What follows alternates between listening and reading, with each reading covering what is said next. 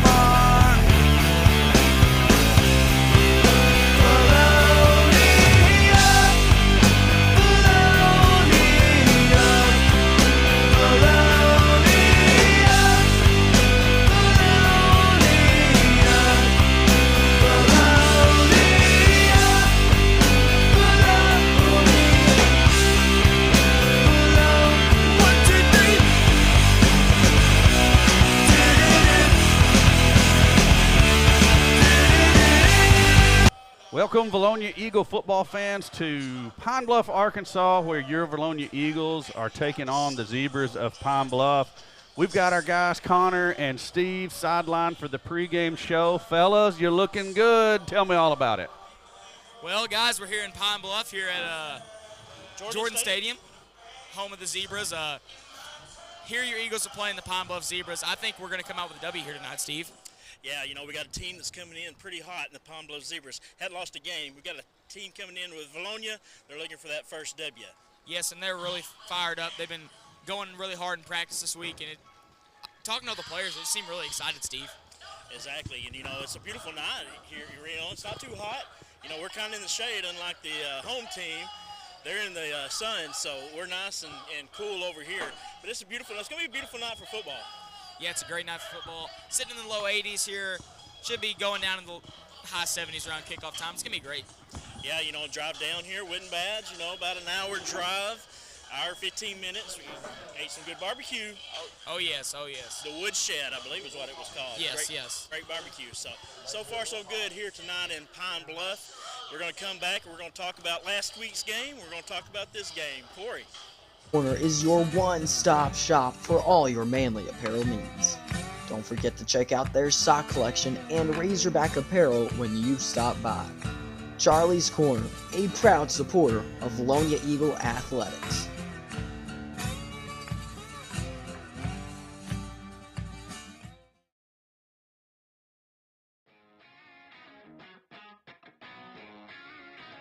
D&N Construction has been a proud supporter of the Vilonia Eagles as a locally owned and operated business since 2011.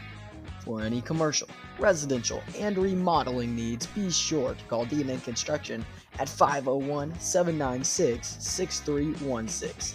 And, as always, go Eagles!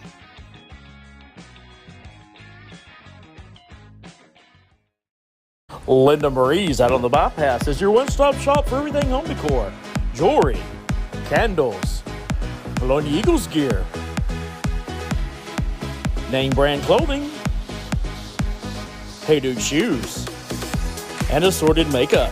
Linda Marie's now includes a spa. Come get your manicure, pedicure, or massage. Linda Marie's, big supporter of the Vilonia Eagles. Go Eagles! Dating as far back as the 1979 Fighting 15, the pursuit of a common goal for Vilonia football has united many on the road to victory. Several legendary teams have showed us just how powerful a common goal can be. The same could be said for your path to financial independence. At Genwell Financial Advisors, our common goal is to help you plan for and build toward the future you deserve. Whether you're just starting out or the final seconds are ticking away toward retirement, we're here to help. Visit us at 700 Front Street in downtown Conway next to US Pizza, or give us a call at 501-205-7000. Welcome back to the Vilonia Eagle pregame show, live on the sideline with Connor and Steve. Connor, man, we got some tunes going on here. I want to see you bust some moves. I can't pull no Grand McNew moves, but maybe a little stanky leg, Stanky leg. A little bit of something like that. I don't think this is music for stanky leg. Hey, let's go over some of, let's look back at last week's game. You know, that was a tough one. You know, that first half, you can take that away. The Eagles really played a good game. I hope to see the Eagles, you know, kind of put a whole game together. We haven't seen that, and I expect that here tonight. Yeah, you know, you look at the stats, and Weston McKissick threw 49 or 48 passes, I believe. 20 of those were completions, a 59.2 completion rate. That's a decent rate. We'd like to see it up in the upper 60s and 70s. But 366 yards is a great yard total right there, about 12 yards a pass. So that's a really good number right there. You like to see that out of him every week.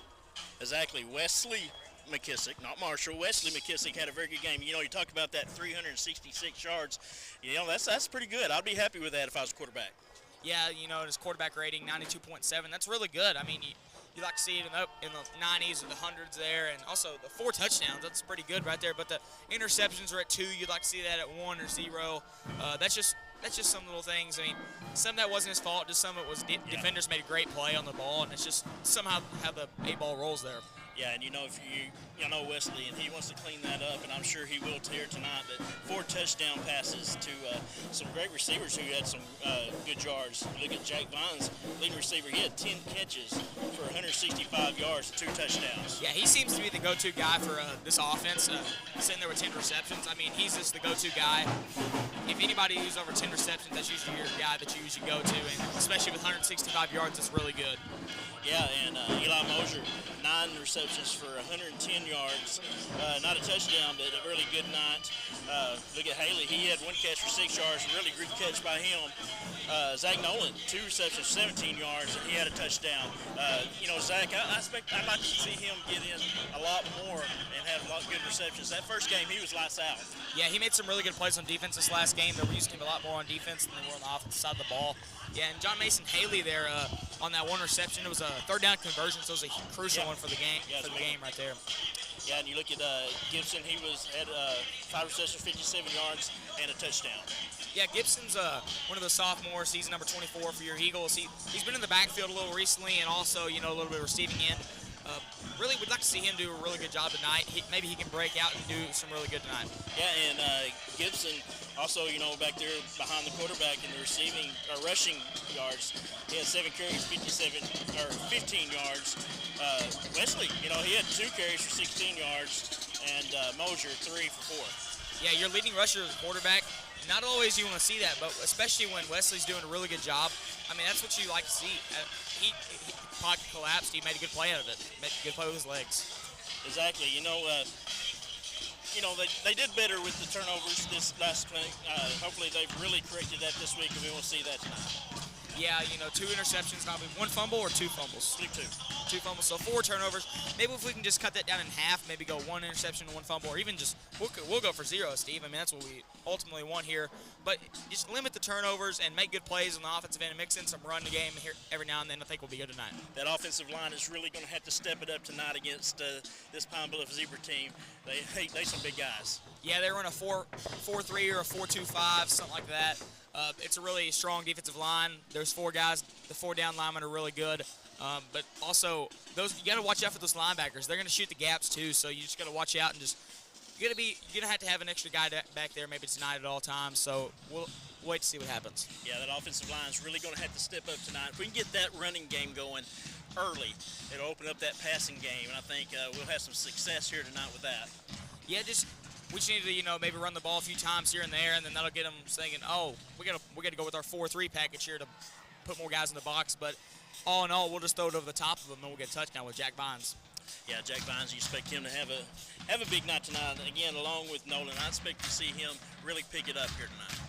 Yeah, and Eli Mosier also, I expect him to have some good plays this night. The student sections give him the nickname Shiesty E, so every time he has a big play, they say it's all Shiesty E making the big play. So I'd like to hear that name called a lot tonight by this Georgia squad. That's right. We're on the road, so that makes it even tougher. Really, we don't have that 2 to 3 hour drive that we're used to there in the West, but still, it's a long drive over here.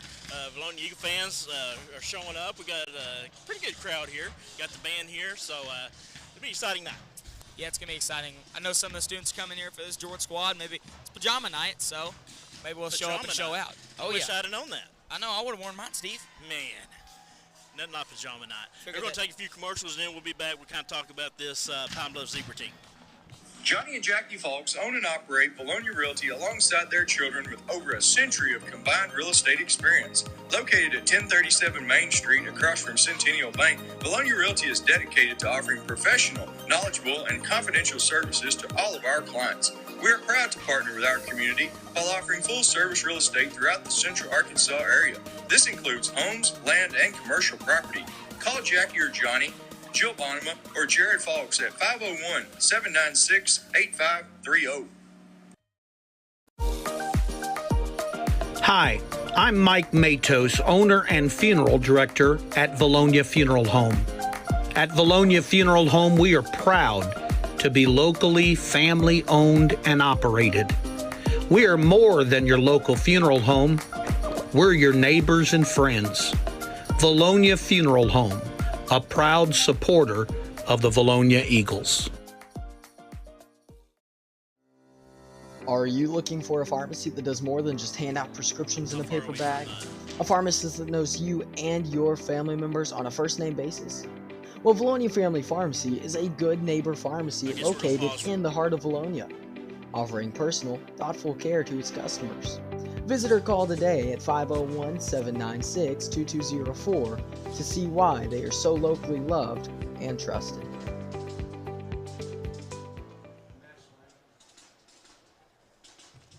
And we are back to the pregame show live from the sideline with Connor and Steve. Hello, Eagle fans. We're here at Jordan Stadium, I believe. Yes, Jordan Stadium. Trying to get that right still. Still. Oh, yeah, still Jordan Stadium. We didn't move on, y'all.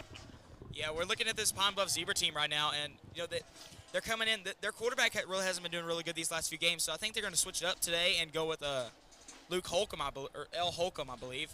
Looks like a Luke name. He's kind of their do-it-all guy, I believe. He does some receiving, does some running for them. He's kind of like their wildcat player. Yeah, I noticed they kind of played a 2-quarterback set last week.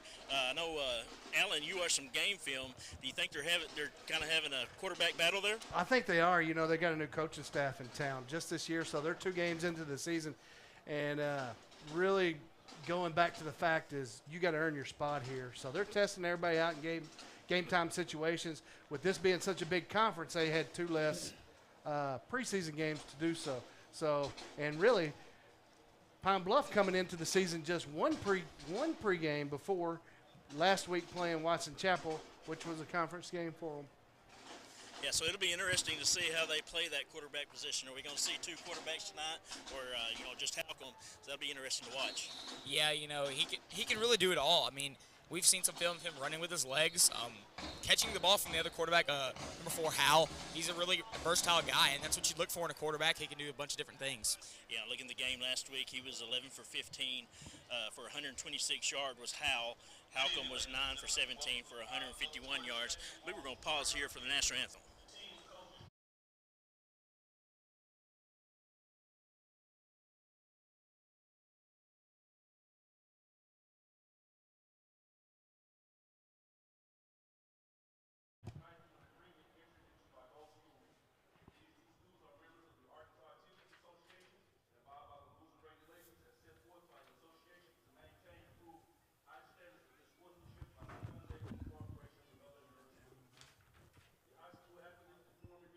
Friendly rivals as members of opposing team. Interscholastic athletes afford each of us the opportunity to support our teams in a very positive way through our cheers and encouragement. In a few minutes, we will have the starting lineup of each team. At this time, we ask you to please stand for the national anthem.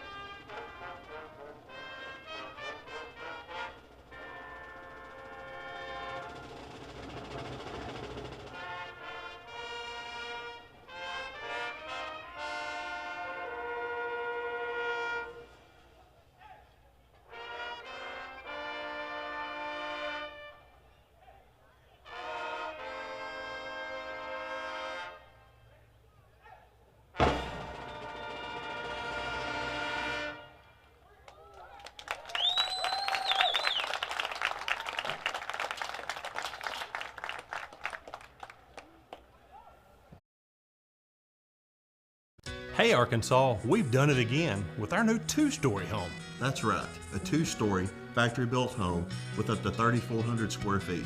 You'll have to see it to believe it. If you can dream it, we'll build it with your family in mind. We bring you the newest innovations. That's why we're still Arkansas's #1 dealer. Come see us today. We're Hawks Homes, Little Rock, and Conway. We're home, sweet home. When you're in an accident, sometimes it's hard to make a decision on what to do. At Conway Collision Center, we'd be happy to walk you through this mess. As a family-owned, long-standing company, we walk you through every step of the process while valuing and respecting your car like our own.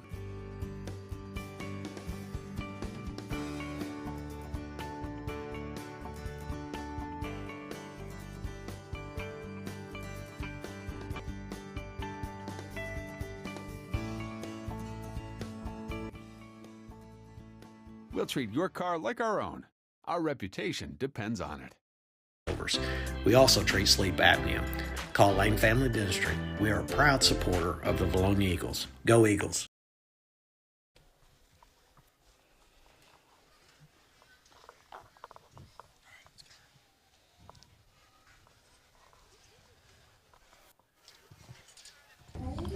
I'm Brian Lane. Lane Family Dentistry has been serving the dental needs of Vilonia for over 18 years. I live in the community, my kids go to school here in the district, and my family also attends church in Vilonia. This is my home. At Lane Family Dentistry, we provide many services such as Botox, dermal fillers, aligners to straighten teeth, implants, tooth whitening, and smile makeovers. We also treat sleep apnea. Call Lane Family Dentistry. We are a proud supporter of the Vilonia Eagles. Go Eagles! Welcome back to the Vilonia Eagle pregame show live from the sideline with Connor and Steve. Fellas. All right. Hello, Eagle fans. Looks like we're going to do some picks right now. We got about 13 minutes till kickoff. So we're going to go ahead and start with some picks here. I believe, let's see who we have. We have Robinson. Hold on. Before we do that, let's just give the fans who's got the lead on our picks. We've went back and watched. I know. I got to call foul on this. We're back and look. In the lead right now is Allen. He has 8. He's got an 8 right. Corey, Connor, currently tied at 7. We're going to correct that. And I have 5. You know, the takeaway from this is what? Don't listen to the popo. The police officer is in the cellar. Yeah, this is true. All right, we're going to turn that around tonight. All right, first pick. You ready? Oh yeah. We got BB going down to Whitehall. You're up first. Yeah, I'm going to go with Whitehall. Yeah, Steve. That Whitehall team is really good. They're really well coached. That's what I've said the last few weeks. So mirror image, they're going to win tonight. I guess I would go next then. I will also pick Whitehall. It's going to be a house. I'm going Whitehall as well. Whitehall just got too many athletes for BB. Runs the up-tempo. That offense is up-tempo. BB's going to get behind and can't catch up. All right, we have Watson Chapel coming in at 1 and 2. They travel to Mills University Studies. They are 3-0. I'm going with Mills University Studies. Mills University Studies. There's a lot of athletes. They're really good. I think they're going to win tonight. Mills. Gosh, dang it. Me too, Mills, for exactly what Connor said. All right, our next matchup, we got Robinson, 1 and 1, traveling to Morrilton, which is 3-0. I'm going Robinson. Let me see here, Steve. You know, I think Morrilton's going to have a lot of confidence. I'm going out on the limb. Morrilton, Motown. You just fell behind Steve right there. Well, he didn't fall behind Steve, but he definitely I'm going to separate from him because I'm going Robinson. The 4A state title champions is going to win that one in a going-away type of fashion. Yep. All right, and then we have the one here tonight, Vilonia here at Pine Bluff. I want to be a homer, I really do, but I think we're going to be out physical tonight. I've got Pine Bluff. Steve? I know. I've Do we got to make up something. Do we need to ship you off to Greenbrier? I think that's where he belongs with that pick. Yeah, I'm going Vilonia right now. Vilonia all the way. Soar Eagles in a close one, just like I said last week, and we didn't quite get it done, but we're going to this week. V-Town rolls. Come on, Alan. Yeah, I know. We sat at the dinner table there at the Woodshed, which was mighty fine food, by the way. Yes. And once we figured out how to order. That took a minute. Great service. Yes.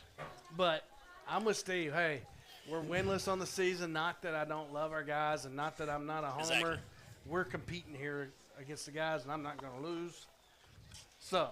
All right, Connor, I know who's not getting ice cream tonight. I hope I'm wrong. I hope I'm wrong. Yeah. I'll be glad to be wrong. All right, Alan, go ahead and say it. You never said for sure. Pine Bluff. Alan goes Pine Bluff. So we got 2 Zebra Cats. We got 2 Eagle picks and 2 Zebra picks. All right, well, that concludes our pregame show. We're going to click it back up to Corey and Alan. All right, everybody. We're back up here in the booth solely while the guys come back to their broadcast positions. It's a little bit of a different intro when we have this type of pregame set up. So it's kind of awkward for me to do my intro because I don't do my intros. Alan's on my left. Steve will be on my right. That's right. The main man, Ben Duff, down there on the camera. We got Connor Hudgens with all of your sideline reports and none other than Tim Nolan on stats. So now that that's out of the way, Alan, what do you have? Man, first time that I could ever find that us Eagles have been down here to Zebra Country to play a ball game in any type of fashion. Historical, you might say, Zebra Stadium. Historical? Historical. Historical. The one-time national champs, the 24-time state champs, 3 parade All-Americans, all out of this program. You know, I do remember once upon a time that the Zebras of Pine Bluff were quite the force to be reckoned with. I mean, you can think back into our high school days when Basil Shabazz and his crew were down here, and he was a one-man wrecking crew. Actually, right. He was a different type of athlete. But I mean, it's one of those things that just from back in our day, I do remember the Pine Bluff Zebras being a team that people feared. Yeah, and rightfully so. You know, dating back to that national title that I spoke about. Yes. It did come in 1925 before any of us were born. That was a few days ago. Yes. That year, over 8,500 yards of offense on record. All right, now wait a minute. 8,500 yards of offense. How many games did they play? Played 16. Wow. Won all 16. 16 games. Yeah. So let's think about this. My source of information is Wikipedia on that. Okay. Well, I mean, you know, Wikipedia is what it is, but you can find a lot of factual stuff there too. But let's think about it in modern day terms. Let's say the Eagles play 10 regular season games and make the playoffs. Then you are at 14. Your first round is 16 teams, so that's 1 game. Then you're at 8. That's 2. Then you're at 4. 2. Is it 14? Yeah. Okay. 14 games to win it. So how did they get those 2 extra games in? Did they play a longer season back then, or what? I don't know if that was because of the national title deal. I don't know how that was. That was one of those things when you mentioned it earlier. I didn't even know there was such thing as a national, agree, awarded national title in high school football. And certainly back in 25. Yeah, I mean, you hear about in high school basketball, you hear about the national rankings of high school teams and with all these prep schools and stuff nowadays. Right. But it's just something I'd never heard about in football. So that's over 531 yards of offense per game. I mean, that's certainly not unattainable. I mean, you know, what McKissick's thrown for almost has he thrown for 400 yet this year? He's thrown for well over 300. But when you go to Wikipedia, yeah, it's all ground. Over 8,000 of it was ground. So I mean, yeah, because really, I don't know. This might sound dumb. When was the forward pass a thing? When did that become a thing? I mean, a lot of people credit Johnny Unitas with being one of the best, first quarterbacks, with throwing a lot of passes around all over the place. But it had to be going on before then. But yeah. When did we first? See, these are football facts we need to find out. I didn't learn this information until today. Well, you're going to bring in something that interesting. You got to have some more facts to back it up. So the 24 state titles. Yeah. I don't know of another program around the state that can boast that kind of numbers. I could be wrong. I hadn't done a total deep dive on that particular stat. Pulaski Academy hasn't been that good for that long to get 24 of them. And they did have a three-peat back 93, 94, 95. I think of a couple of other teams that were just solid for years on end. You think about didn't Texarkana have a pretty good run a couple of different times? I think back to my days, and it's Carlisle, Rising. Oh, what about Fordyce? The Red Bugs. So they could have. Yeah. These are things that maybe we should have looked up before we decided to have a conversation about them. Well, it's all just quick facts about the Zebras that we're playing tonight. It is. It is. So here's one quick fact that you did notice while the Zebras were out here warming up during pregame. Their top rusher, the returner, their do everything guy from last year was in street clothes as he has been the previous. As far as I know, I hadn't been able to see him on any game film with any rushes this year. Mm-hmm. Is that because of injury? Is that because of what we stated about the quarterbacks earlier? You know, new coaching staff, everybody earning a spot. Yep. Maybe. I don't know. I mean, there's a myriad of. I mean, it could be disciplinary. It could be academic. It could be injury. I mean, there's so many things. We have no clue. We just know he was not in pads out there in pregame warm up, so we don't anticipate seeing him on the field. So. And that was number 9, Barnett. Yeah. So therefore, we expect to see a whole lot of number 1, Austin Dindy, playing looks like both wide receiver and running back, and then I believe you said number 7. Campbell. Tyria Campbell would be the other back that we would see for the Zebras. Typically, we'll see Campbell in the traditional dotting right back there with the quarterback set. You'll see number 1, Dindy, just coming from all over the field. You will see him line up as a back, but you'll see him in motion a lot, coming on a jet sweep. See him just line up as a slot receiver, single side receiver. Just they put him all over the place. Okay, quarterback, like you said, like you and Connor talked about a little bit. Looks like maybe could see two-headed monster back there at the quarterback position. Who do you think is going to get the start tonight? If you're a betting man, you know, just betting on it, looking how things ended at the games that I watched, I felt like the junior Landon Holcomb had the better performances. Right. Had the better upside. And you know what they say, if all things equals in the athlete, you go with the younger guy, right? Sure enough. So that's why I'm going to say that Landon Holcomb's going to have a lot of playing time tonight. Not that we won't see that the number 4, William Howe, play. He is a D1 athlete. He has a baseball scholarship. Well, there's a lot to be said for that. Is he a pitcher? I don't know that. I just reading some facts about him that he does have hold a D1 athletic scholarship. It didn't say what school or anything like that. Yeah. And they did say it was for baseball. Looks like we're ready for the coin toss tonight. Captains for your Vilonia Eagles are number 12, Zach Nolan, number 15, Matthew Benzing, and number 70, Mason Davis. Captains for the Zebras are number 29, Joey Davis, number 57, Marquise Stone, number 23 is Cedric Qualls, and I cannot see the other number, Alan. Can you see it? Nope. The official's in the way. I want to say it was number 8. Mr. Nolan is in the way. There's the coin toss. Is it 8? 28 maybe. Paul Sonny. Looks like maybe the Zebras have won the toss. No, that's an 8. That's Holcomb. Okay, that's Holcomb. Okay. Oh, I was looking all wrong again. Yeah, number 8, Holcomb is the other. Well, I didn't see who actually won the toss, but the Eagles are going to receive the football either way. That's the important part. Maybe you saw on camera actually if we won it or if they won and declined. But either way, Eagles get the football to start the game, Alan. Looking to put some points on the board early. First half of the previous 3 games have not been kind to your Vilonia Eagles. In the first half, right. And I think that's the key to victory tonight. Can we start fast? Can we start the way we've been ending the previous 3 games? If we can do that, I will gladly lose my pick and let you catch up to me. And I would too, guys. You better believe it. Okay, well, I've got some info on the live fan feedback like I always do. I can always count on the fans at home to back us up on these things that we talk about we really don't know anything about. They got Google at their fingertips, too. That's right. And that's what Ms. Cawthon says. According to Google, September the 5th, 1906 was the first forward pass in football. There come your Eagles onto the field, so we've got that one settled. And then Bob says Little Rock Central holds the most state titles. We didn't even think of Central.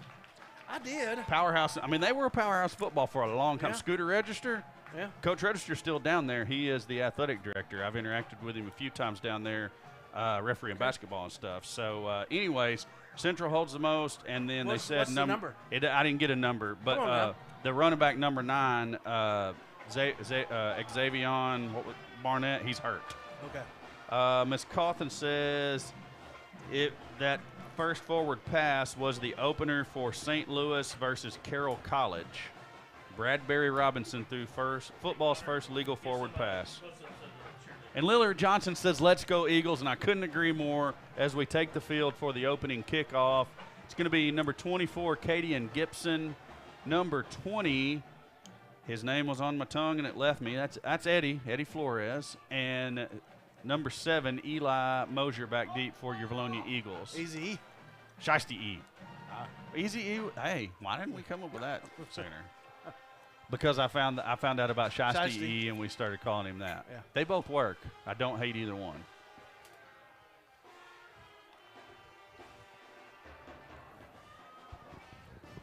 Guys, it is 30 degrees hotter in this press box than it is. I don't doubt it. I don't doubt it. I'm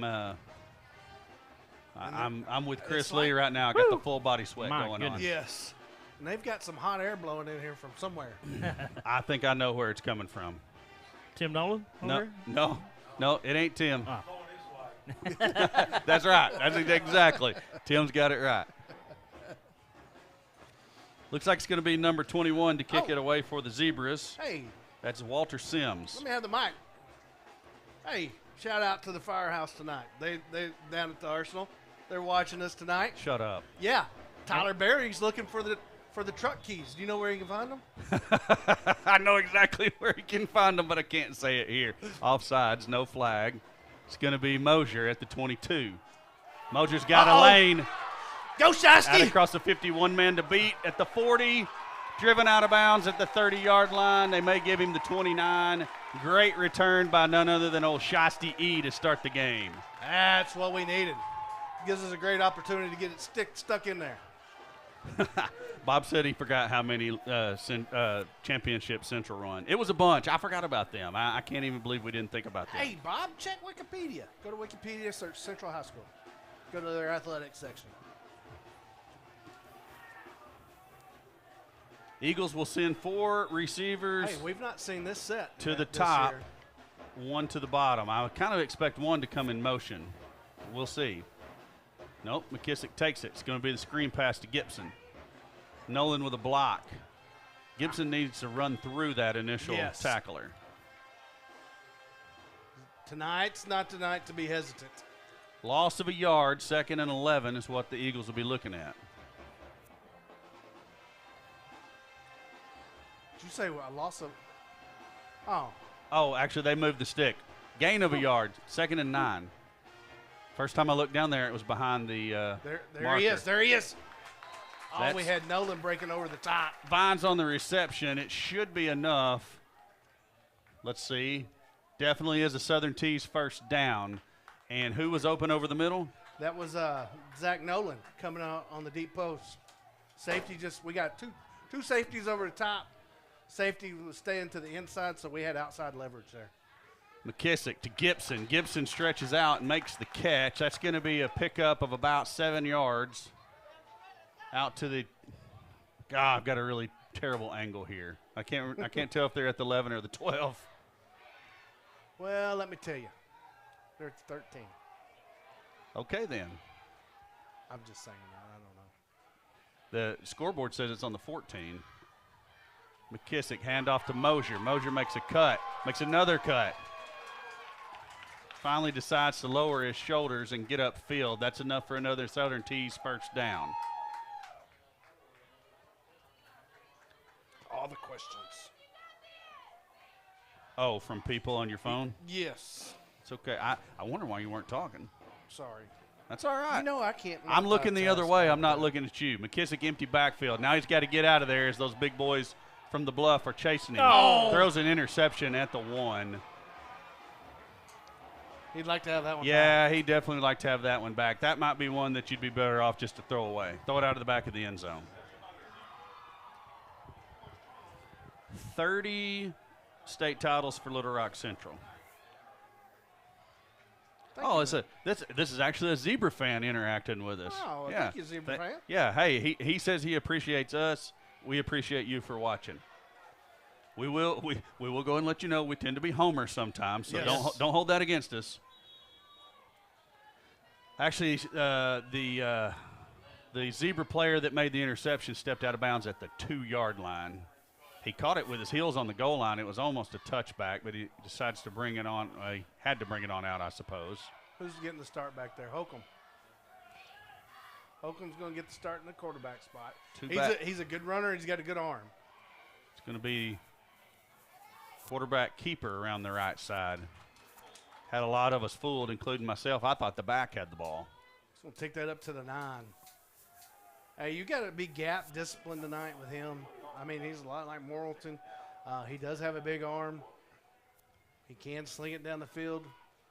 And Pine Bluff's got some tall, quick receivers. So our defensive back is going to have their hands full tonight, especially with Dindy. 2nd and 4 is what the Zebras are looking at. Holcomb gives it to the back this time. Great job there. That's good sound tackling by the Eagles. That's number 22, Brandon Jones. That's face mask and chest, arms around knees. I like it. Yeah, that's the way you're going to have to tackle tonight. You're going to have to. Good-sized fellas over there on the other side of the football. You know, we talk about that. Their average line, total weight on the line is 1,265 pounds. It's an average of 253. It's a lot of beef. It's a lot of beef. But, man, there's a couple of big defensive ends is what I've been told as well. I've got them down. Both in stature and weight. Right. Let me look here. Zebras give it to the man in motion on the jet sweep. Looked like a little bit of a hold. That's Dindy.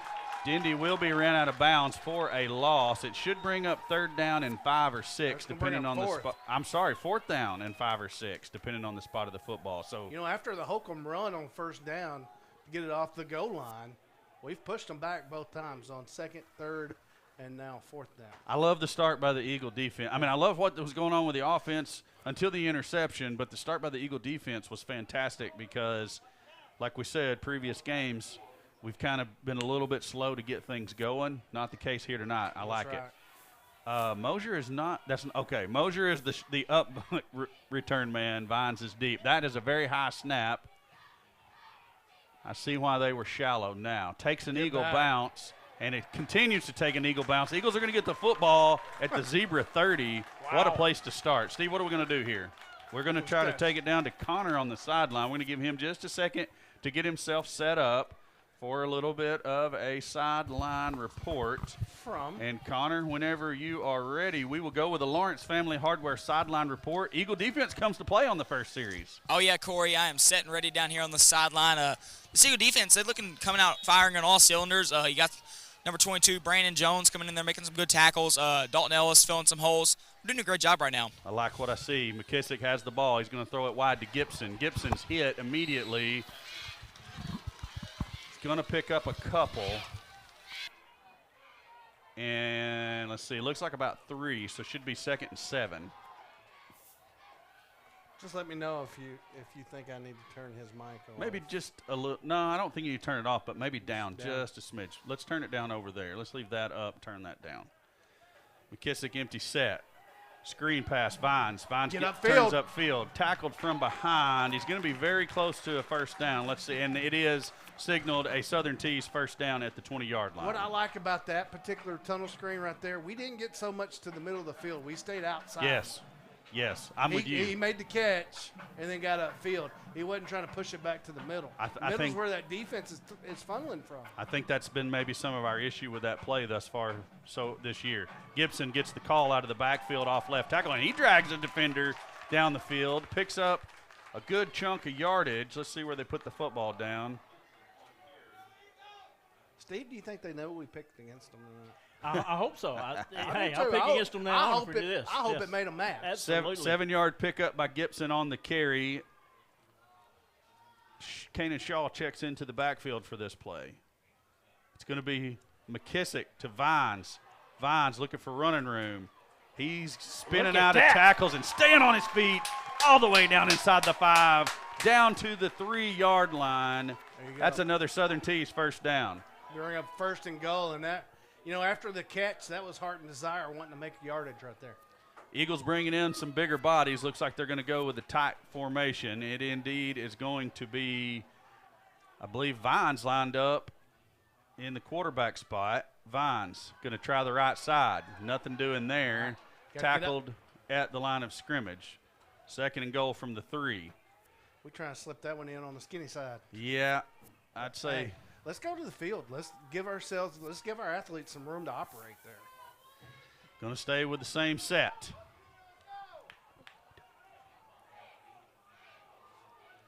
Vine's going to try the right side again, and he's again tackled. This time he will pick up a yard. Lyman got rolled up there. Who was that? He's getting up a little gingerly. 34. Now we're gonna bring McKissick in on 3rd and goal. That's Bullock.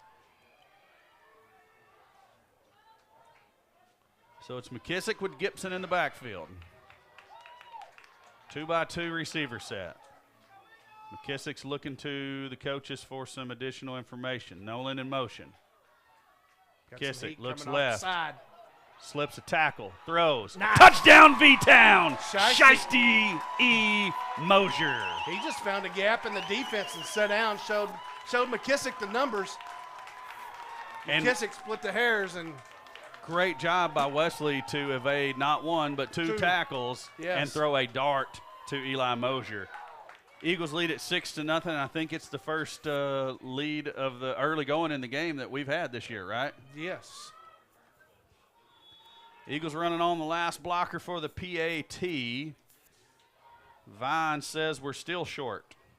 And we're going to bring another player out. 17 seconds on the play clock. We've got plenty of time. Nothing to worry about. Yep. Everybody calm down. That's why you have an experienced player out there as your holder. Like, hey, we got to have our people. Good snap, good hold, good kick. Eagles lead at 7-0, and we will take a commercial break and be right back with you.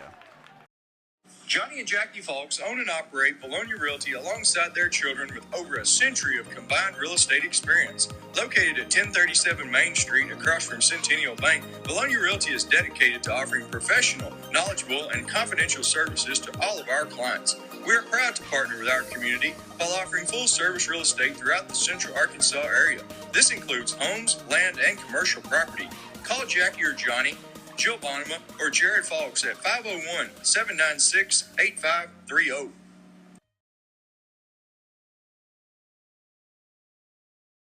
I got some back to air. the action. You got a lot of hot air, that's for sure. Eagles lead at 7-0. Hey, the firefighters that are at the station, I bet they're all in their recliners right now. They are. I bet so. They know what kind of hot air he's got. They've been around him before. Braden Brewer to kick it away. Left-footed kicker for the Eagles. That goes all the way back to the 13-yard line where it's dropped. That's Denny. Still gets a good return. Pretty good return. He's going to be all the way out to the 37-yard line. That's where the Zebras will start their offensive possession. The second possession for the Zebras on the night.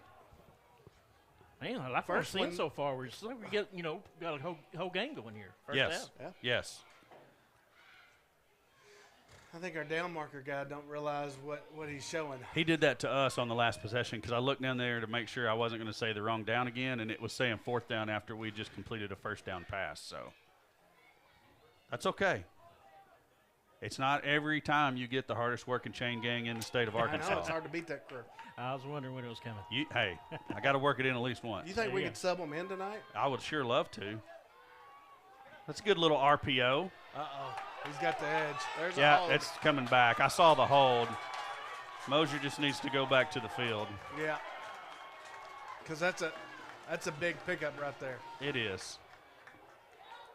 Jenkins on the reception. Yeah, it's going to only be a loss of 1 on the hold, so it should bring up a first down and 11. I say a loss of 1. It's going to be a 10-yard penalty, but where the flag was thrown versus where it's going to be marched off, it should bring up 1st and 11. It's a hold on the offense, just as we thought. Hey, you know what? I think what's going on with that down marker. If you see the down marker on your screen, it shows 4th down. I think the other side does say 1st down. That's a good point. Well, I think I've just seen him flash it. I see another 4 up underneath that 4. Maybe he needs to flip it over one more time. I don't Who knows? Yeah. It's okay. So I don't know any official in the state tonight that's going to look over at that down marker and go, hey, you know what? It is 4th down. There's only 5 or 6 of them out there to keep up with that. I like Holcomb right here on this little read option play that they got off the end. Well, there you go. They're going to swing. That's a backwards pass. Go get it, Eagles. Go get the football. That was a backwards pass. Yeah, and see where and they are marking it. Yeah, we kind of nonchalanted that. We've got to go after that football. Pine Bluff is thinking they're going to get the ball way up here, but they're not because that was a backwards pass. Hey, Steve-O, look what they just sent me.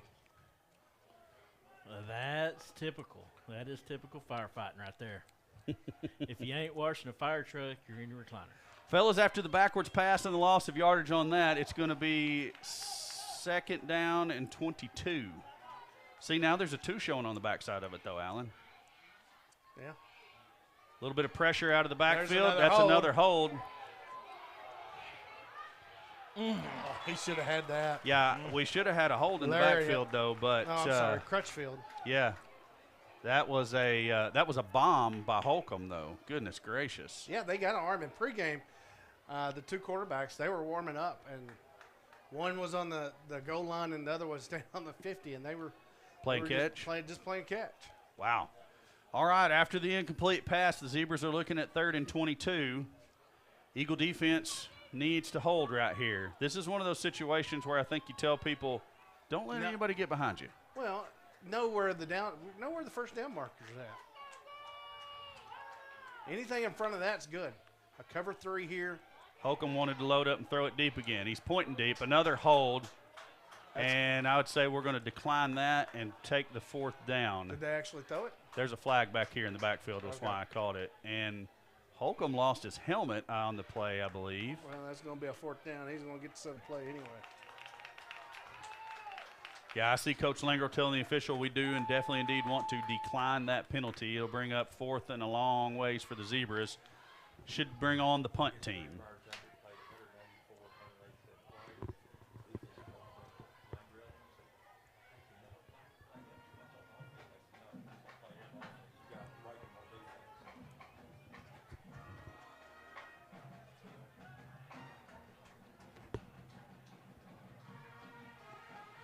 So again, Mosier is going to be shallow. Vines will be deep on the punt return.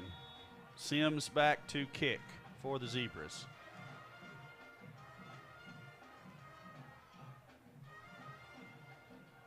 Ooh. Another kind of wobbly punt. Bounces out of bounds at the 45. That's where the Eagles will take over for their third offensive possession of the game. What you got for them? We're going to stay right here, Steve says. Woo. Hey, I noticed rolling in. Did you notice the gentleman sitting off to the side of the road with the big old smoker on the back of his truck? I did. We should have stopped there. And then look right over here. We got some more smoke going on at the church over here. There's as many people over there in the backs of their trucks watching the game and tailgating as there are in the stands across the way almost. There is. That's the kind of party I want to go to right over there. Yeah, I bet they're watching Eagle Vision. I bet they got some good food over there. They might be watching Eagle Vision. That might be where Bob is at. You think so? No, I think Bob's at home. He said he couldn't make it to the game. Nah. Woo! Yeah, that was rough. That right there is a long, slow pass that that Crutchfield has the speed to break on. Yep, I thought he was going to. Halter wants to know what us buzzards had to eat. We talked went about this a little bit in the pregame show. We went with Alan's pick. The Woodshed Barbecue actually stopped in Whitehall on our way down and grabbed that. I got to say, it was good stuff. Yeah, Kissick throws quick to Mosier. We're just gonna have to turn and get upfield. Yeah, it's a good pickup, no doubt. About 4 yards. It's gonna bring up 3rd down and 6. We kind of had what I would call a meat palooza. We did have meat palooza. That may be why we're sweating so bad up here. It's the meat, maybe the meat sweats. I said we was gonna have the meat sweats. What all did we have on our plate there? We had some sausage, some brisket, some chicken, and some pulled pork. And that came with no vegetables. None. Your plate was literally meat. So we had to add sides. We did have to add sides just to get some coleslaw. Connor had a meat plate. If he'd get in front of his camera, we'd let him talk about it. Wonder if he's got the meat sweats. I don't know. Maybe that's what's taking him so long. Maybe he has the meat sweats. Oh, okay. Our friend Bob's at a Travs game in Little Rock. Oh, okay. No meat sweats for me down here. No meat I think sweats for you? I think I'm doing good right now. Okay, so this is going to be Connor's version of a Lawrence Family Hardware sideline report. Yeah, these Eagles, I think Pine Bluff just took a time out there. I don't think they had 11 people on the field there. I expect to see, got a 3rd down and 6 here. I'd like to see a little pass over the middle to Vines, Mosier, Nolan, or even Gibson. He's been doing really well this game so far. I wouldn't like to see a run play here. I think we can get a pass over the middle and get 1st down. Yeah, I think maybe if McKissick will hold on to it for just a split second longer, he'll, maybe something a little bit deeper will open up. We only need 6 yards. I think we're going to go get it. Could be 4-down territory, too, or do you pin them back here early on? I mean, with a 7-point lead. I guess I don't know. That's a good question. I pin them back because our defense has been playing. Ooh, ain't got to worry about get upfield. Get upfield. Get up. There we go. My goodness, he had it 3 times and then gave it back. So Shasty E on the Southern Tees 1st down. See Coach Langer on the sideline pointing upfield. Get your tail end upfield. We're not looking for a home run here, just a 1st down. We'll do the home run on this one. Eagles will go with the empty set. 3 to the bottom, 2 to the top. There we go. And that's the easiest 5 yards you'll get all night.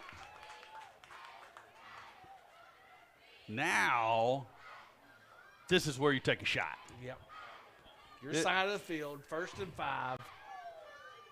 McKissick can definitely hit the end zone from here. Go for it. Take your swing.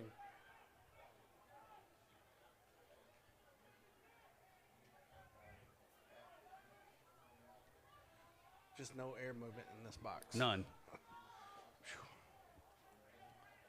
McKissick loads up, throws over the middle, complete. Zach Nolan, he's going to have enough yards for the Southern Tees 1st down out to the 25.5 yard line, 26. Yeah.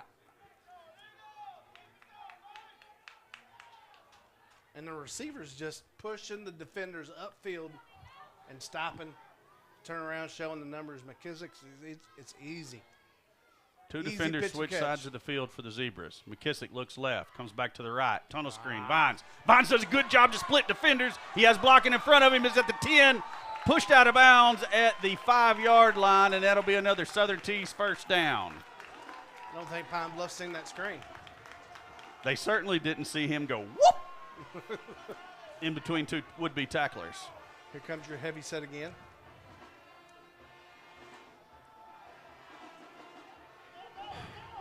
Wishbone, inverted wishbone look. Vine's going to try the middle. Nothing. Maybe 2. 2nd and goal at the 3. McKissick's checking back in. Nolan, Gibson, Shiesty. And John Mason Halley, I'm afraid Connor got us about 6 messages on pronunciation with his John Mason Haley from the pregame show. But that's okay. We will pay attention to all of them.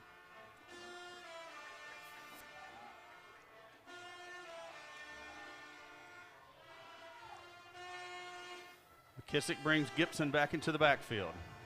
It's going to be Gibson. Big hole, pushes forward, touchdown V-Town. Man, you could have drove a Mack truck through that line. Good job, O-line. Here's what I loved about that.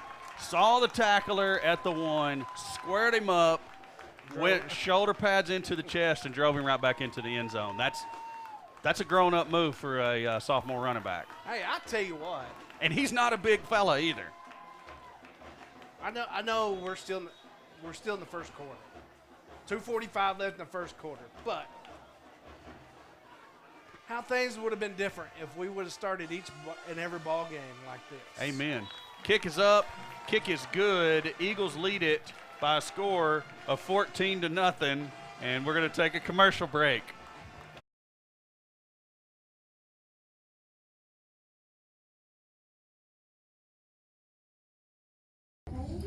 I'm Brian Lane. Lane Family Dentistry has been serving the dental needs of Vilonia for over 18 years. I live in the community, my kids go to school here in the district, and my family also attends church in Vilonia. This is my home. At Lane Family Dentistry, we provide many services such as Botox, dermal fillers, aligners to straighten teeth, implants, tooth whitening, and smile makeovers. We also treat sleep apnea.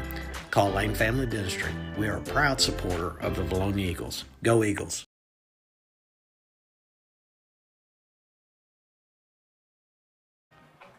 Back to all the action here at Jordan Stadium. McKissick currently 11 of 12 for 80 yards and 1 touchdown. Not a bad stat line, Alan. Good way to start. Oh, there we go. Yeah, I thought he almost stepped out of bounds there at the 20. Now he's going to give a little bit of ground. Oh, we got to stay and maintain our lanes. You know Good what? job recovering there, though. That was Dalton Ellis on the tackle, but that return man for the Zebras ran a long way to get 5 yards. And probably could have just let the ball go out of bounds and taken it at 35. Absolutely.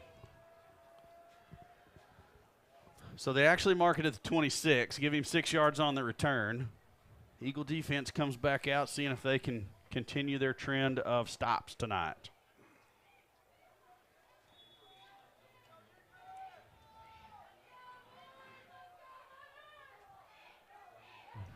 Is that a new quarterback, Allen? Yes, that looks like Hal. I was going to say he looks a little bigger than. Hal is 6'3". Yep. 235. Much bigger load. Now with Hal, still a good arm, in my opinion, and what I've seen on tape. What I've seen is he's not as quite as accurate. He likes to stay 10 yards and shorter with his pass routes. Mm-hmm. When he does go deep, he's not as accurate.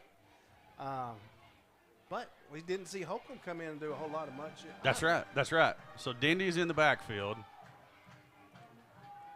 He gets the call again, and he's just kind of like slow to let everything develop and go pick his running lane. Doesn't appear to be in a hurry to get upfield, because if you can just wait till you get outside. Yeah. He's going to let everybody sink to the middle. Yeah, so, I mean, what that tells me is that our front needs to get a little bit of penetration and force him to make a decision quicker if we want to slow down his rushing. Well, now watch for the Howell keep. Yeah, well, that is actually Campbell in the backfield now with Howell.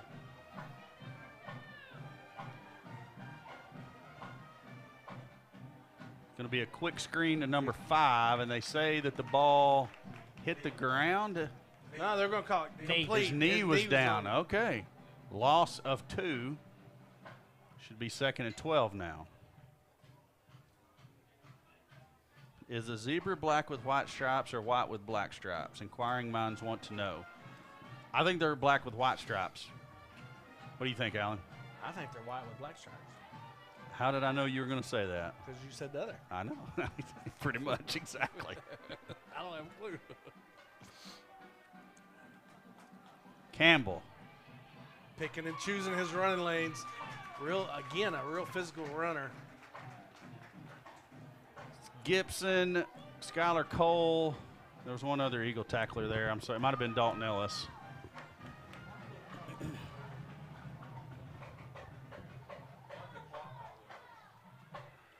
Third and about 5. I think it is 4-down territory for Pine Bluff right here. If I was calling plays over there, unless it's a big loss or a big penalty of some sort or another, I think I would probably try. If I maintain ground or pick up anything, I'm going for. Ooh. I don't know how the catch was made, but good job by Vines to be there to make the hit and tackle immediately. Now Hal put it on him, didn't he? Yes, he did. That was a well-thrown ball. Denny's going to check back in for Campbell in the backfield.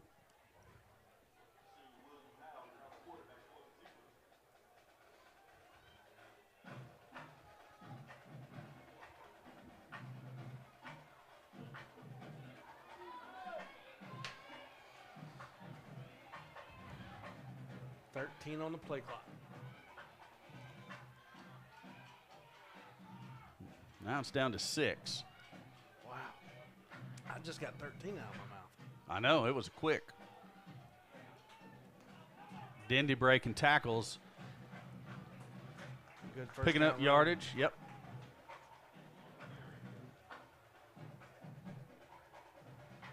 Another Crutchfield senior right tackle, slow to get up. I think they're Second gonna and 6. I think they're going to let this run out to the second quarter. I believe they are, Alan, and we are going to play some commercials.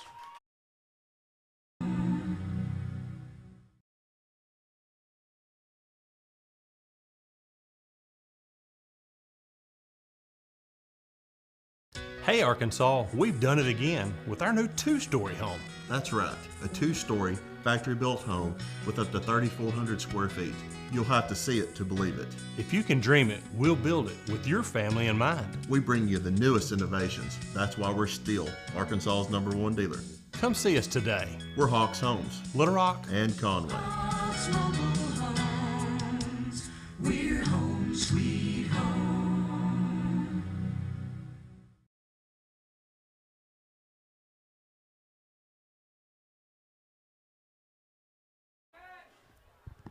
Steve pointed to me, and I didn't even have my microphone flipped down. That was, yeah, we're back. You're not. I am.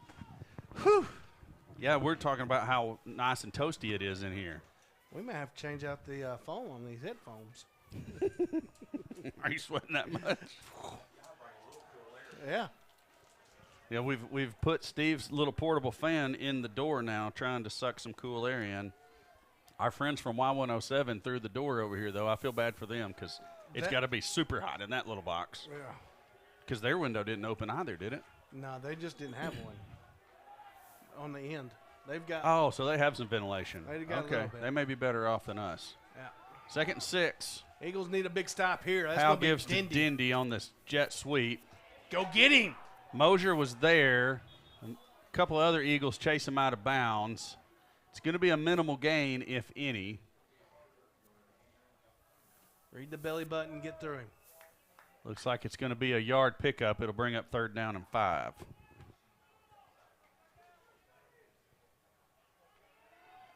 Huh. Okay. What you thinking? Nothing. I was just looking at everything, see what happened in there.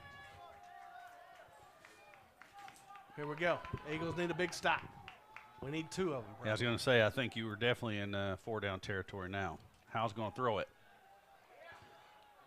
That's a wild throw. That's a little bit of that inaccuracy that you had talked about earlier out of Hal being a potential issue.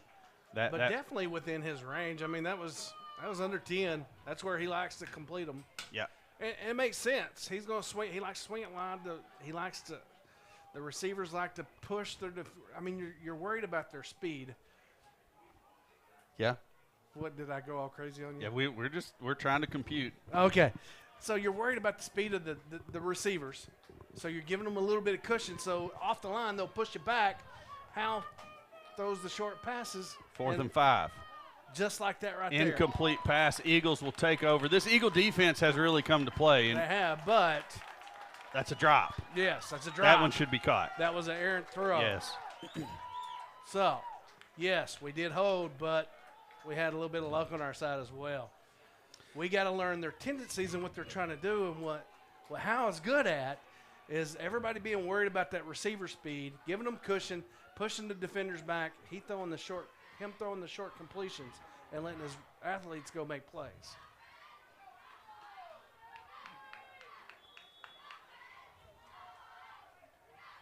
Eagles 1st and 10 at the 33. Kissick gives to Gibson. Gibson bounces around in there, fights forward for a couple-yard pickup. With the hole that he had, I wouldn't have thought he would have got back to the line of scrimmage, but Gibson's going to pick up a good 2 yards. Yep. On the carry. 2nd and 8 now. Empty backfield for McKissick.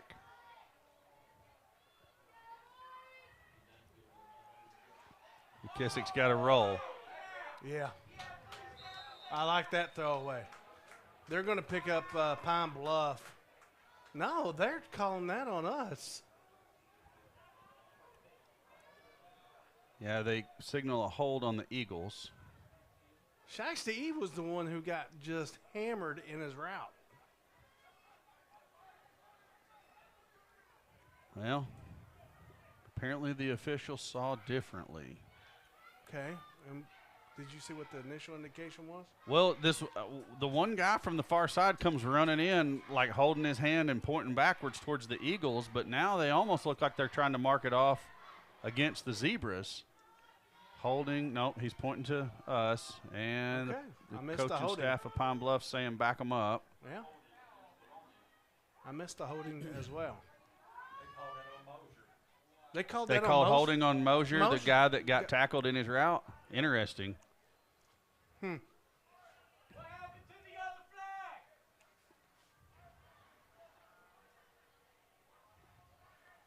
Interesting.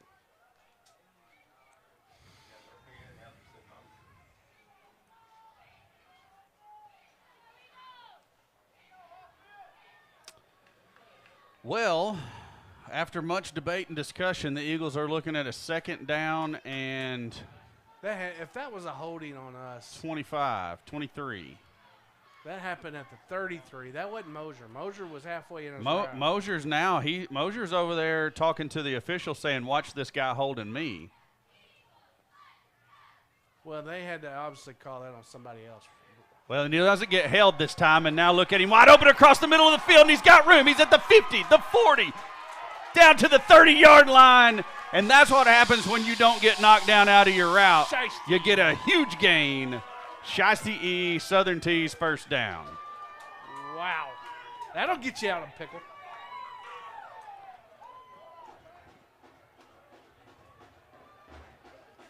What is it? What's going on over here? This official has thrown a flag. I do see it. Yeah, it was at the 45. Sideline warning on the Zebras, but Coach Langrel was wanting us to hurry up, and this is kind of one of them nonsensical flags that you wish. Yeah. 55 yards on the completion. Say it. That's rich. That's rich, Roll Tide. That's rich coming from you. He said we're too hard on the refs. Huh. There may have been a holding. You know who that is, though, don't you? I'll tell you who it is. At least who I think it is. There may have been a holding, but it wasn't on Mosier coming across the middle of the field. field. And that's what we're basing that off of. Is that's what the PA announcer said, holding on number 7 for the Eagles. Yeah, he got knocked down out of his route. Rewind the footage. Looks like the Zebras are going to take a timeout, and we're going to take a sideline report just as soon as Connor gets set up.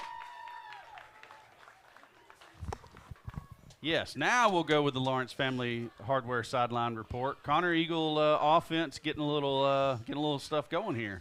Yeah, Eli Mosier maybe getting a little feisty after that holding call against him. I know y'all guys were debating it up there. I really didn't see it from my vantage point, way down here on the other side of the field. But, the Eagles got a big gain there. Eli Mosier was probably saying to the ref, hey, look at me now. That holding call didn't even matter. He did a great job on that play there, getting over the middle. Hey, Connor, there's been a big debate up here in the press box. I don't know if you've been hearing the conversation. But my favorite chips is John. What's your favorite chips? John or Poncherelli? I'm going to go Poncherelli just to be unlike you, No, I said mine was John. Oh, I thought you said I'd choose Poncherelli. Oh. You got to choose who you want, but you got to tell us why. Oh, why? I don't even know what y'all are talking about. Exactly. There we go. We'll tell you about it later. I was just trying to play along, but y'all aren't making sense. Good try. Yeah. Oh, we were making total sense. I promise the people at home know what we're talking about.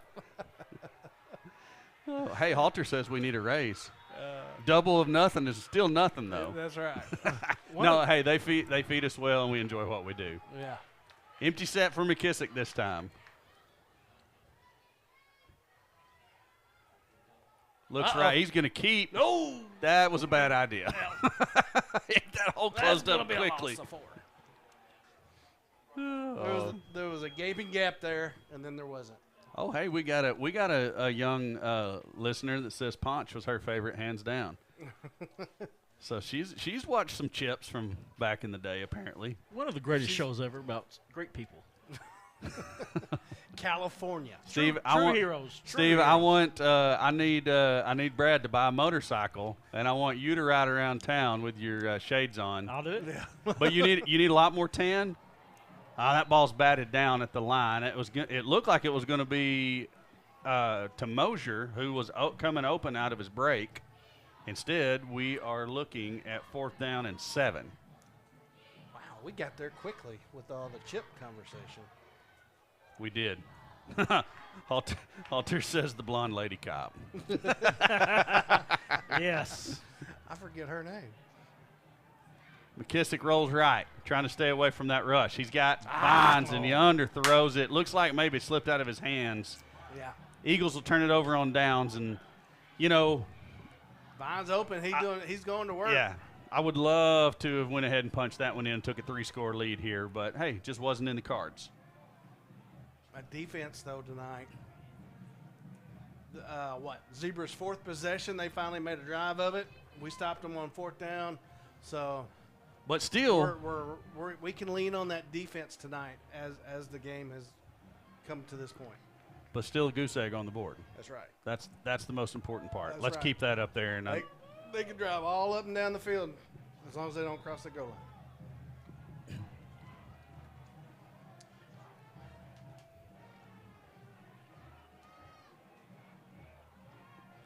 It's going to be Holcomb in the backfield, and that is. Are you sure? Is it number 4? Howell. That's I'm Howell. sorry. Why did I say Holcomb? Ah! That's not what you wanted to see. Big gain on 1st down. Tackle made by Hunter Wells and Matthew Benzing. He's slow to get up. Yeah, Hunter's a little hurt. Yeah, the receiver is too. All right, let's take a quick commercial break. Linda Marie's out on the bypass is your one-stop shop for everything home decor, jewelry, candles, Vilonia Eagles gear, name brand clothing, Hey Dude shoes, and assorted makeup. Linda Marie's now includes a spa. Come get your manicure, pedicure, or massage. Linda Marie's, big supporter of the Vilonia Eagles. Go Eagles!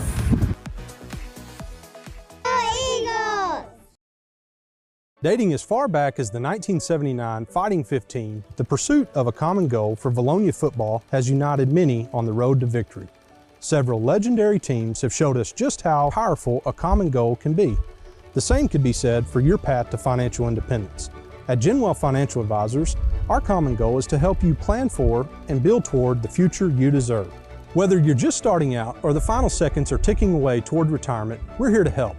Visit us at 700 Front Street in downtown Conway next to US Pizza, or give us a call at 501-205-7000. Go Eagles! Back to the field. The injured Zebra did get up and walk off under his own power, so that is good news. Hunter Wells was also a little dinged up on the play, but it looked like he was kind of holding his hand. We'll see how that progresses. Looks like Ace Sal maybe has checked in at that cornerback position. The Eagles blitz. Campbell up the middle. Yeah. Good job by the Eagles tacklers. A whole gang of them there to make the tackle. This is your question that you're going to give me. Hold on, I got to get some numbers here because these are some. Jordan Roberts and you got time. Another Zebra's down. Jacob Bullock on the tackle along with Skylar Cole. Go ahead. Skylar Cole? Yeah. Don't doubt me, son. Yeah, I know. I'm not doubting you. I was thinking Cletus when you said Cole. Anyway, the Zebra checking out there. He's falling, just fell on the sideline.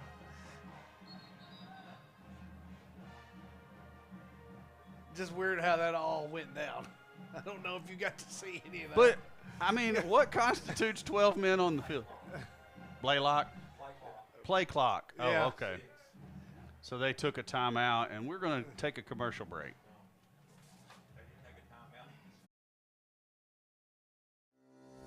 Are you looking for a pharmacy that does more than just hand out prescriptions in a paper bag? A pharmacist that knows you and your family members on a first-name basis? Well, Vilonia Family Pharmacy is a good neighbor pharmacy located in the heart of Vilonia, offering personal, thoughtful care to its customers. Visit or call today at 501-796-2204 to see why they are so locally loved and trusted.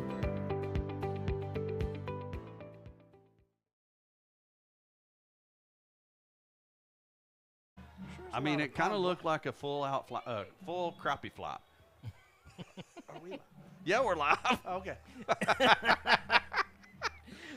Oh, Halter wants to know who was the goofy guy on Chips that polished the boots with a coating that cracked like glass.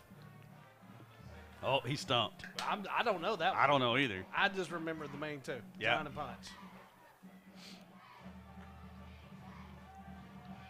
Quick pass. Oh. Yeah, that's a See, little, we that's a gave little them too much cushion. Yep. And that we're worried about their speed out there, and that's how they're going to hurt us. Is they're going to complete the little short passes. There is a penalty on There is a this, penalty this flag. side of the 20. Now, what I was going to say, your question to me was, Yeah. Vilonia's defense will be successful if we don't get beat deep and we can stop the run. If we keep everything in front of us, the wide receivers, and Ineligible man down the field. Okay. Sorry. Keep going. No, and keep their receivers from beating us over the top, slowing that run game down with the quarterback and either Campbell or Denny. Right. We're going to be fine. But here's the deal. That ball was in the air for a long time. The one that was completed Yeah, out there. just now. So if we're going to give the cushion, yeah. let's make sure we break as soon as we see the ball in the air. Let's break. Go. Yes, you got to go because you might get there and break one up. That's right. Get there. If you know you can't break it up, get your arms on the guy and hang on for dear life until help comes, if nothing else. Yep. Penalty backs up the Zebras 5 yards, 2nd and 15. That throw was intended for Dendy, but it was not a catchable ball, so it'll be 3rd down and 15 now. 4-down territory most likely for the Zebras. Yeah, the field goal is not going to be an option for them guys tonight. I'm not trying to be mean. No, I know. It's just because of the conversation we had at the beginning of the game when you were like, hey, check this out. Yeah. They were trying hard. They were. They were trying hard. They had a line of folks down there. I think it was the week 3 tryouts. Yeah. Yeah, they were trying to find a field goal. We've been there before. We have. Yes, we have. No pain. Empty set. All kinds of time. Oh, look at the field wide open. Yeah, it doesn't matter. And why would he not just – he had the whole middle of the field.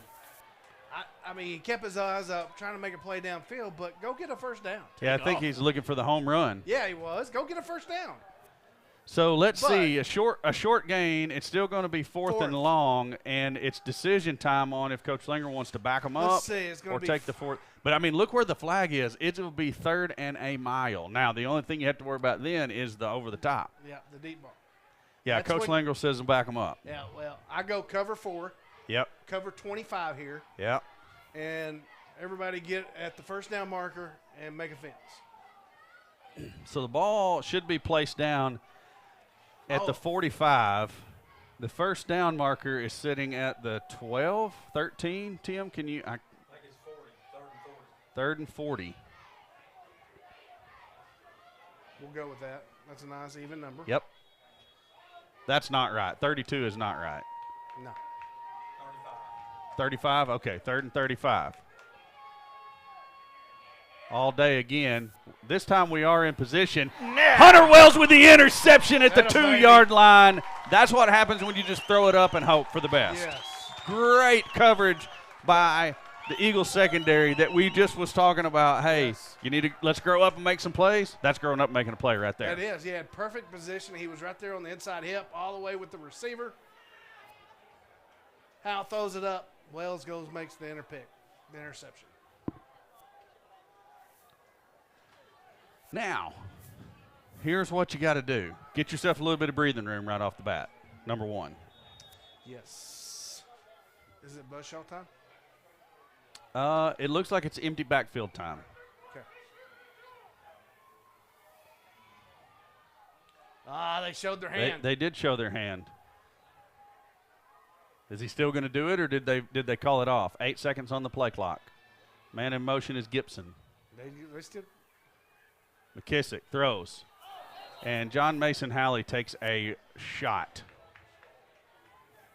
But I do think that was a catchable ball. Yes. The goofy guy on chips was Grossman. Grossman. I do remember that now that you say that. I would never have been able to come up with that. Gibson sets up in the backfield this time. 2nd and 10. Hey, we're one-on-one at the top. Let Jack Vines go get him play up the middle. There you go. Throw it away. You got pressure. But there is a Pine Bluff Zebra coach all the way out at the numbers. That, if there's a sideline infraction, that should be it. But I don't know. They were wanting grounding, but I mean, I don't. Again, there was a receiver there. Does that matter in high school? I don't know. These are things that never make sense to us when it's called and when it's not called, because we've seen it both ways and we've been like, what's up? 3rd and 10. McKissick complete to Vines. It's going to be close, I believe. On the spot. This side official shows he's got the first down by a yard. That is a Southern Tees first down. Great job by McKissick to make the throw, and Vines to put the toes and the heels down just inside of the boundary line. And that's knowing where the first down marker is at, too. Yeah, he just ran. Vines pushed the defender upfield, got to the marker, turned, showed numbers. Kissick put it on the spot. There it is again. Yep, basically the same play. Right through the hands of Vines. Now, granted, that one was hot, and as soon as Vines got his head around it, it was on him. What is your saying? Touches your hands. If it hits the hands, go make the play. Help your QB out. That's right.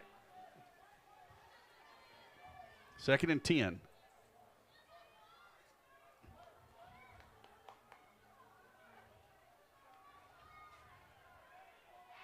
Who's that in motion? That's Nolan. Nolan. That's Buzzshaw straight up the middle. There we go. Nice, tough run. I said it was time for Buzzshaw. He's there.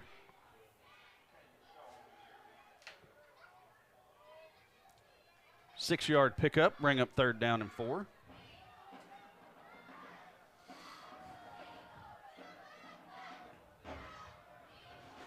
You're one-on-one pretty much everywhere. There's no safety over the top. Eagles will take the timeout. We're going to let Connor get set up. Basically, you had 6 in the box there, one-on-one. Yeah, and that might be what Coach Linger's wanting to talk over. Like, hey, listen, here's the defense we're looking at. Let's make sure that we know our route responsibilities, because I know these routes that the receivers run have if this then that.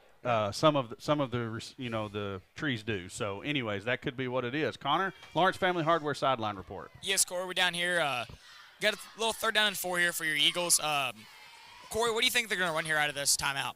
Well, that's what we were just talking about. I think, you heard Alan talking about how we've got pretty much one-on-one coverage everywhere.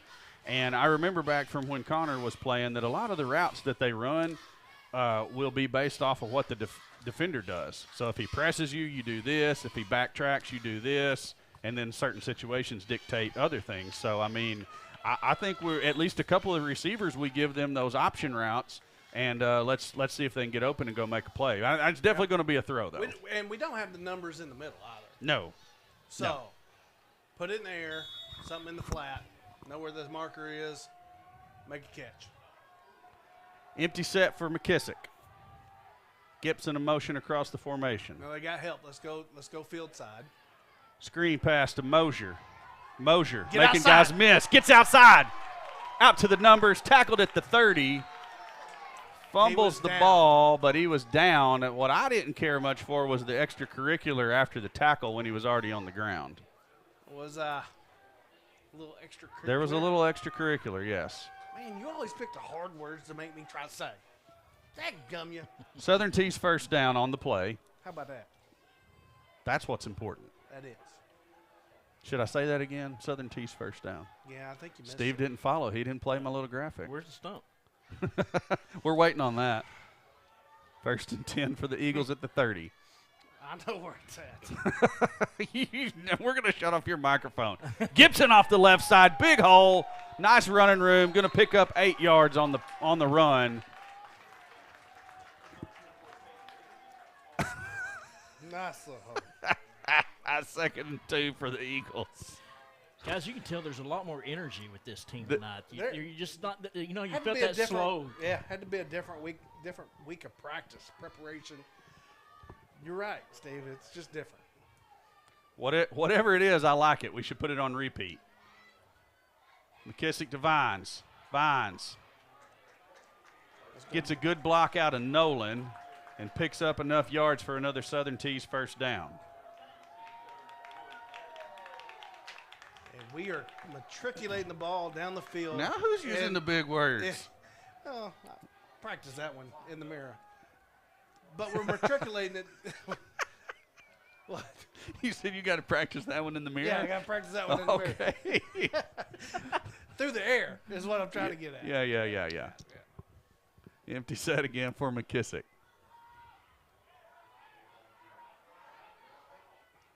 Oh. You know, he had Mosier underneath. Yeah. But that to me was the better option. And who knows?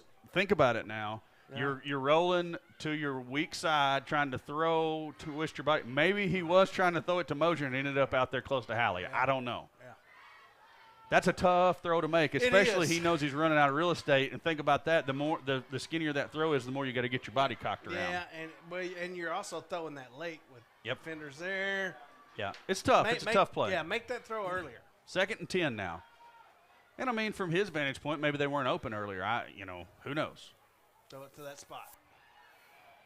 Just like that. Throws high to Vines. Vines does a great job to go up and make the catch. Looks like it's going to be another Southern Tees first down. Indeed it is.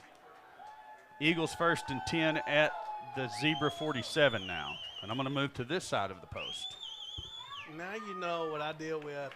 Most of the time. You got to stick me right there behind the post. Who who puts a post literally at the 50? Well, I mean, that's what they do. Look across the way. True. There's a post there also. They didn't do it once. It was equal opportunity. Buzzshaw, left side. Buzzshaw lowering his shoulders and running for another Southern Tees first down. Using some of that Lawrence Family Hardware Gorilla Glue. Yes. He brought it with him. He did. Okay, there's a question. Why does the quarterback have the number 10 on the front of his jersey and number 18? Because that's how the kids do it these days. No, I'm kidding. The Zebras are going to take their last time out of the half. And let me explain this before we go to commercial. Hurry. It's because the line of the 8 is tucked up underneath the front of his shoulder pads. So, it's not on purpose. It's by accident. So it looks like a 10 instead of an 8. Go to commercial, Steve. Please. Welcome to Charlie's Corner, home to name brands such as Duckhead, Lucky Brand, Oxford, Hey Dude, and more. Charlie's Corner is your one-stop shop for all your manly apparel needs. Don't forget to check out their sock collection and Razorback apparel when you stop by. Charlie's Corner, a proud supporter of Vilonia Eagle Athletics.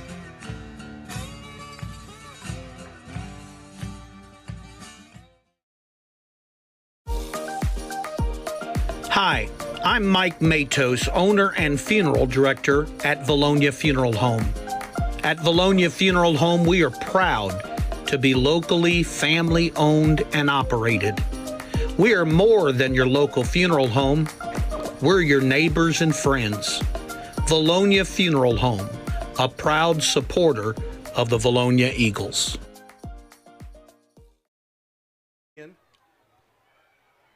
Back to the field. Buzzshaw remains in the backfield. He's going to get the call. This time he tried the right side, and it wasn't as fruitful as the left side had been. Somebody had a nice pancake block out there. Let me get a number. That's big 7-0 Mason Davis. I mean, he took a guy and drove him straight into the turf. Legally. It was legit. So I hope Coach Kane was watching that and gives him some pancakes this week, if they're still doing the little pancake award. 2nd and 12 now.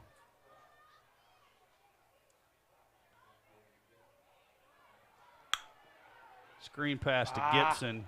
We missed a block out there. Gibson does a great job to fight out of that first tackle. And does. Yeah, that guard that pulled he tried hard, but he whiffed on the block. That was what kept that from being a big gain.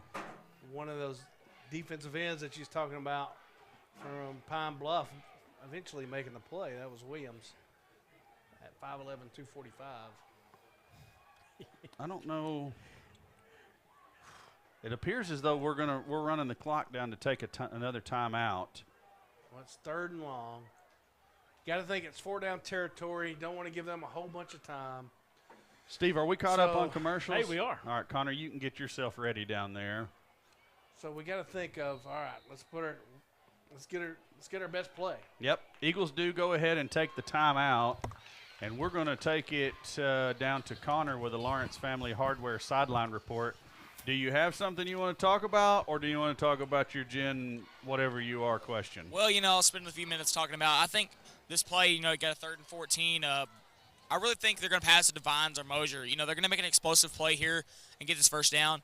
But, let's go to our Gen Z versus Boomer question right now. Whoa. Okay, look here. Number one, we're both Gen Xers, and we don't play that game. Hey, I didn't name it. That was Mr. Allen's name. So he didn't name us Boomers. Yes, he did. First week I showed up, he said, hey, let's do this. Named it Boomers. No, he wouldn't do that. You better get to it.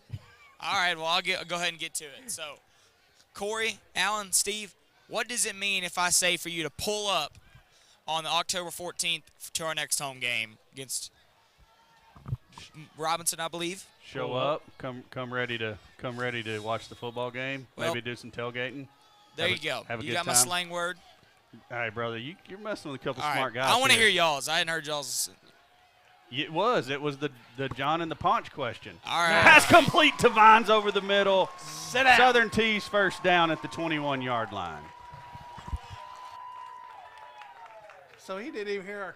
He heard it and he responded to it. He just didn't know that was the question. See, we're kind of sneaky about it. It's kind of like the dial-up internet tone you played about 12 times that night. I'm about ready to slap your phone out your hand. I know it. I was just waiting for him to say, what is that? I know. Gibson. Spin out of a tackle. Tried to spin out of another one. Couldn't do it. Good job to fight his way back to the line of scrimmage to make it 2nd and 10. Hey, guys. Yes. You're going to stick around from halftime. We're going to talk a little junior high football with Coach Sullivan. Well. Yes. Is he going to make the hike all the way from over there to over here? He is. Or is he going to meet you down on the sidelines? Sidelines. And I can't wait to get to the sidelines. I bet. I can't wait to get out of this corner. Me and Connor might change. Ooh, that was a good play. That was a good defensive effort, no doubt about it. Our friend Bob says he appreciates it. Eagles are looking good, appreciates the stream. He's going to get back to the Travelers game. Come on. So he may be tuning out. 3rd and 10 after the batted down pass. Trav's winning? I don't know. Mr. Bob, if Come you on, haven't Bob. left Trav's already, winning. let us know a score update from the Travs game. Speaking of score updates. Yeah.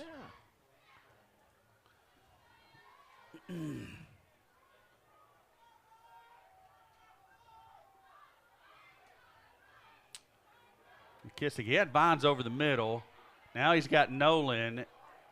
Nolan makes a catch How about that? with a defender draped all over his back. I was expecting a flag to come out any minute, but instead Nolan comes up with an outstanding grab. Southern Tees first down for your Eagles at the 10-yard I line. think them flags were pretty much just thrown in the pocket, pretty much. Oh, Tim over here said that's my boy right there. Yeah, it was. Holy cow. Greenwood is up 47-0 on Siloam in the second quarter. And my computer just decided went to go blank. crap. Whew, that scared me. Yes, it did. That's Nolan in motion. Give to Gibson. Straight up the middle, driving forward. He's going to pick up about a yard. It'll be 2nd and goal from the 9. Score here right before half will be huge.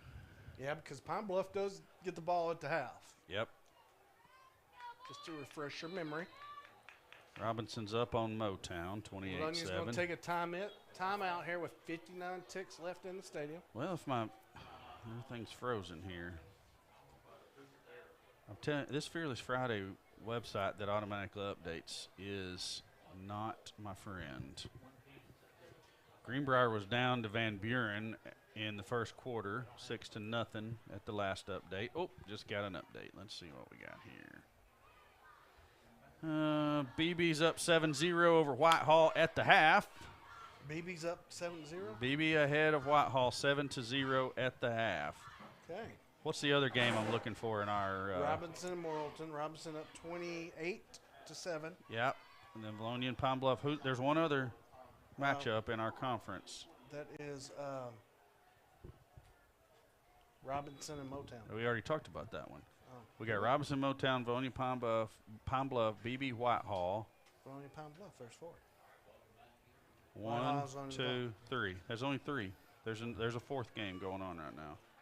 Mills and Mills and Watson Chapel.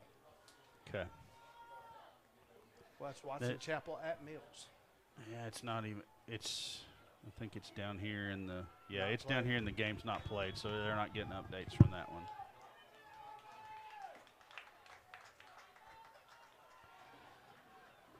Second and goal, just inside the 10. Gibson motion back. It's a fake to Gibson. Now we're going to throw it to Gibson, and that's going to be a touchdown, V-Town. That was an absolutely beautiful play. Set it up perfect. Just a simple swing pass. And the linebackers just let Gibson go and never picked him up. Well, I think the play action kind of froze him for a moment. By the time they realized he didn't have it, he was behind everybody. McKissick lays it right in the old bread basket, and the Eagles lead it 20-0 currently. And put in the stump has made its appearance on the message board. I thought it already had. No, that was Steve wanting to put the stump in. Gotcha. Good snap, good hold, good. No good kick.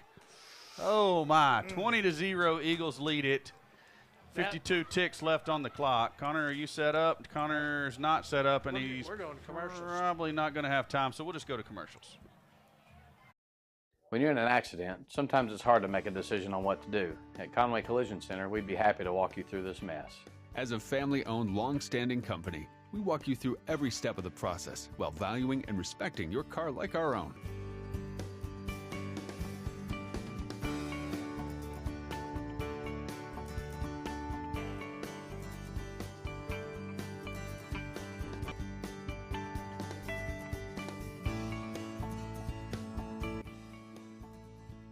We'll treat your car like our own. Our reputation depends on it.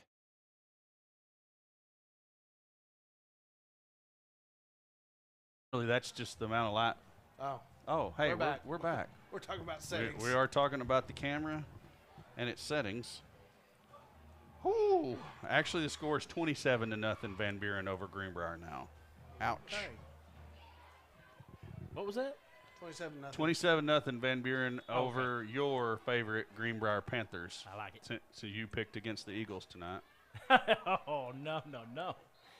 Kick out of bounds. Kick does go out of bounds. Two Eagles run into each other. Two Zebra players was trying to make a catch. Yeah, I'm going to watch the after the fact replay on my screen and see.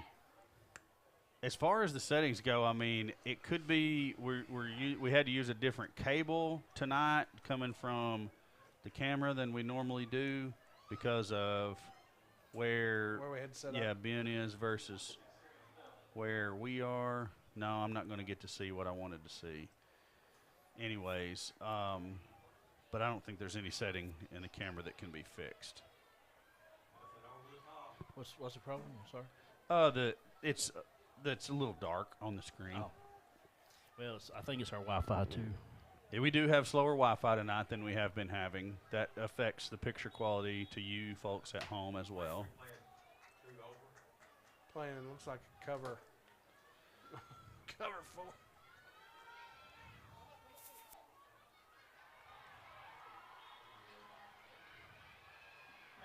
I don't even know if the pass was to that guy.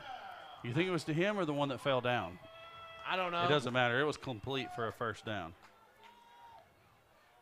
Trying to decipher that. That's what we don't want to do. Just give them so much cushion, and they just run underneath us and get a big gain. Yep.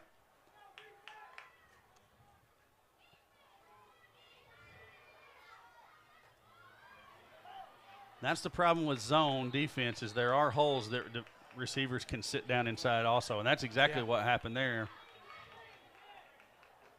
was 20 good, 22. Flag. Was there a flag? I think that was a hold there. That would have been. I know who was being held, in my opinion. That was Gibson. No, excuse me. That was Bullock. Oh, okay. Well, so they didn't call the hold that I seen, but I guess you could really call that about any time that you want. What's that? A hold? A hold. Yeah, I mean, it happens quite often.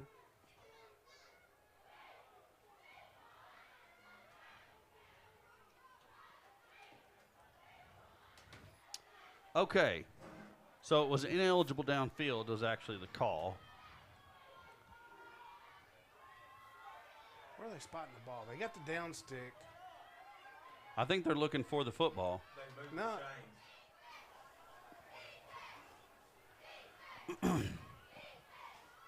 Official timeout.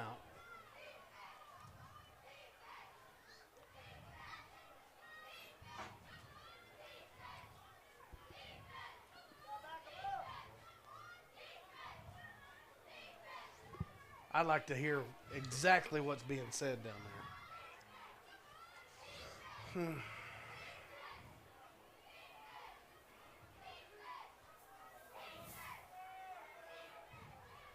All right, so they're going to spot the ball at the 48-ish, 48, 47 and a half, right? Yes, definitely would like to have been a fly on the wall on that one because I don't know what happened.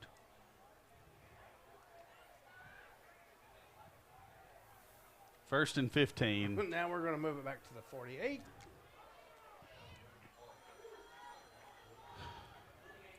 Things that make you go, All right, play ball. Getting a little bit of that reverb. 39 seconds on the clock. Quick throw over the middle, complete. Eagles better make a tackle. This is dangerous.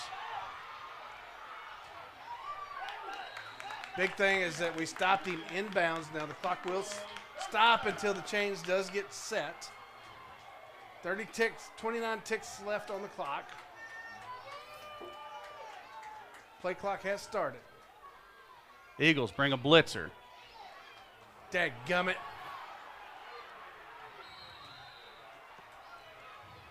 Quarterback runs out of bounds after about an 8-yard gain. Looks like the ball is going to be placed down. Call it a 7-yard gain.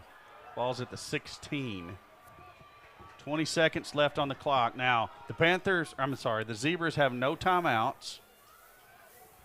I mean, we have. We should have at least one. But we shouldn't. I wouldn't think we'd want to use it. Quick throw. Screen pass. Mosier knocks Dindy out. He does pick up a first down. It'll be first and goal at the 8. 14 and a half left on the clock. I think we played a little too soft. Got us out of our normal defense. Worried about the deep play. Yep. And that's what the Zebras want. Yeah. They just need space to complete some passes and let their athletes go make plays. And we gave them that space. Well, the field starts to shrink here, though, so maybe back to the old defensive set. Fade. What a catch. Yeah, and I mean, you've got a 6-foot-something receiver going up against a 5-foot-something cornerback. Yeah. Not much can be done there because I felt like Sal was in position. Yeah. Bordering on getting a flag thrown on him. So pretty much all you can do. Yeah. If the guy's bigger than you and goes up and makes a grab, is what it is. Zebra score to cut it to 20-6 here. And the only technique he could have employed, just critiquing, not that he was in great position. Just get his head around. Or read the eyes of the receiver and then get ready to swat and strip. Zebras will go for 2, as we talked about earlier. They really do not have a kicking game to speak of. Play clock's down to 12. The Zebra coaches. Vilonia call timeout.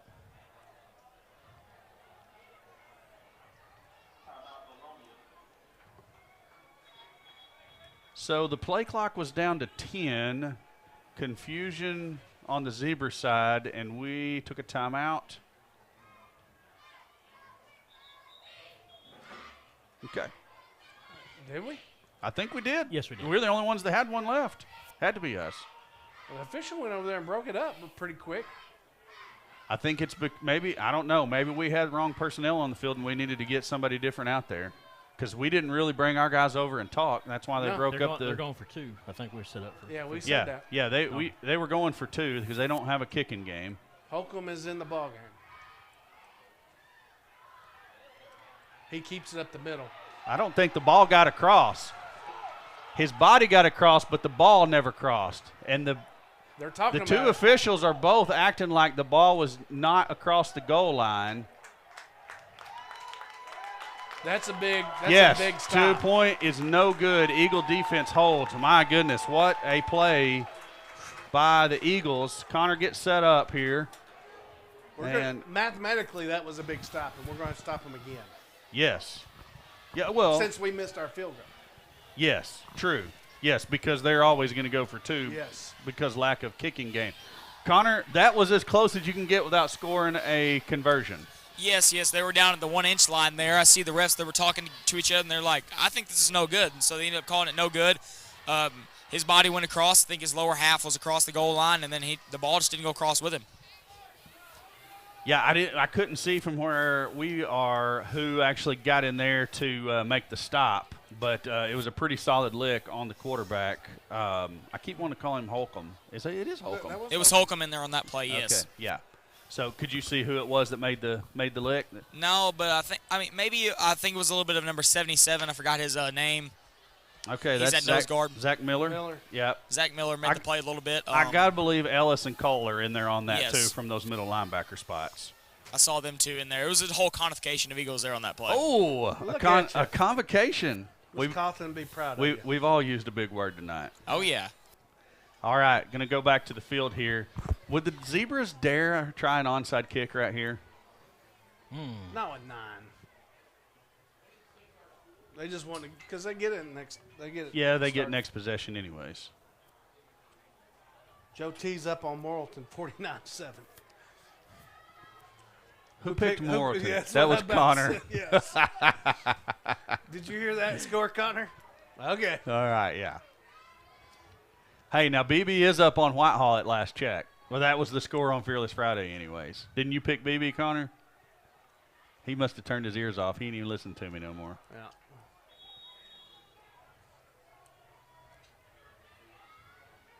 Short kick. Taken at the 30. Okay, stop the clock. 4.4 is what we're going to have to work with. Do we run the play is a question. Man, I run it. Let's just throw. Let's go get it. Let's take one bomb. Yeah. Throw one bomb. Let's throw one bomb. Let's see what they're going to – and we have a timeout, right? Hey, okay, so if I'm making the decisions, and I absolutely am not, nor will I ever, but I would ask for the ball to be put over here on this hash and let McKissick roll his strong way. You ran that Oh, way. true. Good point. My bad. Never mind. You got 3 people deep. Forget what I said. And we're in the knee formation anyways. Kissick knees it. Clock's going to run out, and we will get ready for the halftime show. See you back in just a moment. Welcome to Charlie's Corner, home to name brands such as Duckhead, Lucky Brand, Oxford, Hey Dude, and more. Charlie's Corner is your one-stop shop for all your manly apparel needs. Don't forget to check out their sock collection and Razorback apparel when you stop by. Charlie's Corner, a proud supporter of Vilonia Eagle Athletics.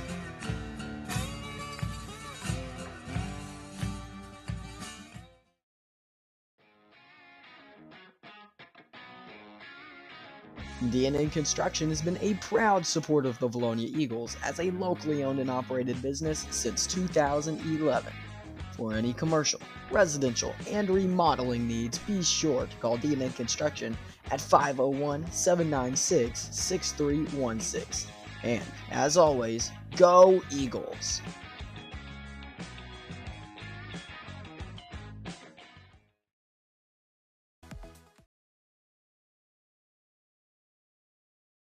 Linda Marie's out on the bypass is your one-stop shop for everything home decor, jewelry, candles, Vilonia Eagles gear, name brand clothing, Hey Dude shoes, and assorted makeup. Linda Marie's now includes a spa. Come get your manicure, pedicure, or massage. Linda Marie's, big supporter of the Vilonia Eagles. Go Eagles! Dating as far back as the 1979 Fighting 15, the pursuit of a common goal for Vilonia football has united many on the road to victory. Several legendary teams have showed us just how powerful a common goal can be. The same could be said for your path to financial independence. At Genwell Financial Advisors, our common goal is to help you plan for and build toward the future you deserve. Whether you're just starting out or the final seconds are ticking away toward retirement, we're here to help. Visit us at 700 Front Street in downtown Conway next to US Pizza, or give us a call at 501-205-7000. Go Eagles! Johnny and Jackie Folks own and operate Vilonia Realty alongside their children with over a century of combined real estate experience. Located at 1037 Main Street across from Centennial Bank, Vilonia Realty is dedicated to offering professional, knowledgeable, and confidential services to all of our clients. We are proud to partner with our community while offering full-service real estate throughout the central Arkansas area. This includes homes, land, and commercial property. Call Jackie or Johnny, Jill Bonema, or Jared Fawkes at 501-796-8530. Hi, I'm Mike Matos, owner and funeral director at Vilonia Funeral Home. At Vilonia Funeral Home, we are proud to be locally family-owned and operated. We are more than your local funeral home. We're your neighbors and friends. Vilonia Funeral Home, a proud supporter of the Vilonia Eagles. Are you looking for a pharmacy that does more than just hand out prescriptions in a paper bag? A pharmacist that knows you and your family members on a first-name basis? Well, Vilonia Family Pharmacy is a good neighbor pharmacy located in the heart of Vilonia, offering personal, thoughtful care to its customers. Visit or call today at 501-796-2204 to see why they are so locally loved and trusted.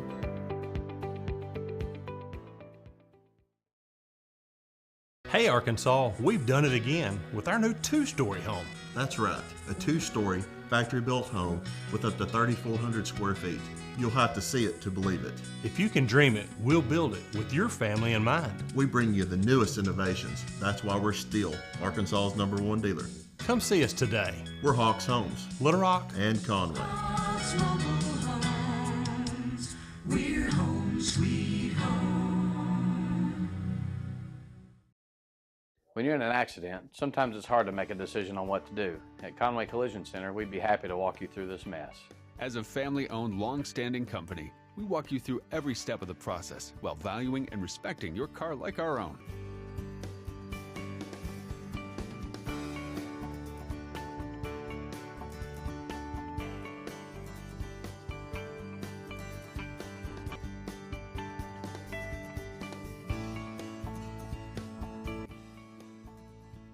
We'll treat your car like our own. Our reputation depends on it. I'm Brian Lane. Lane Family Dentistry has been serving the dental needs of Vilonia for over 18 years. I live in the community, my kids go to school here in the district, and my family also attends church in Vilonia. This is my home.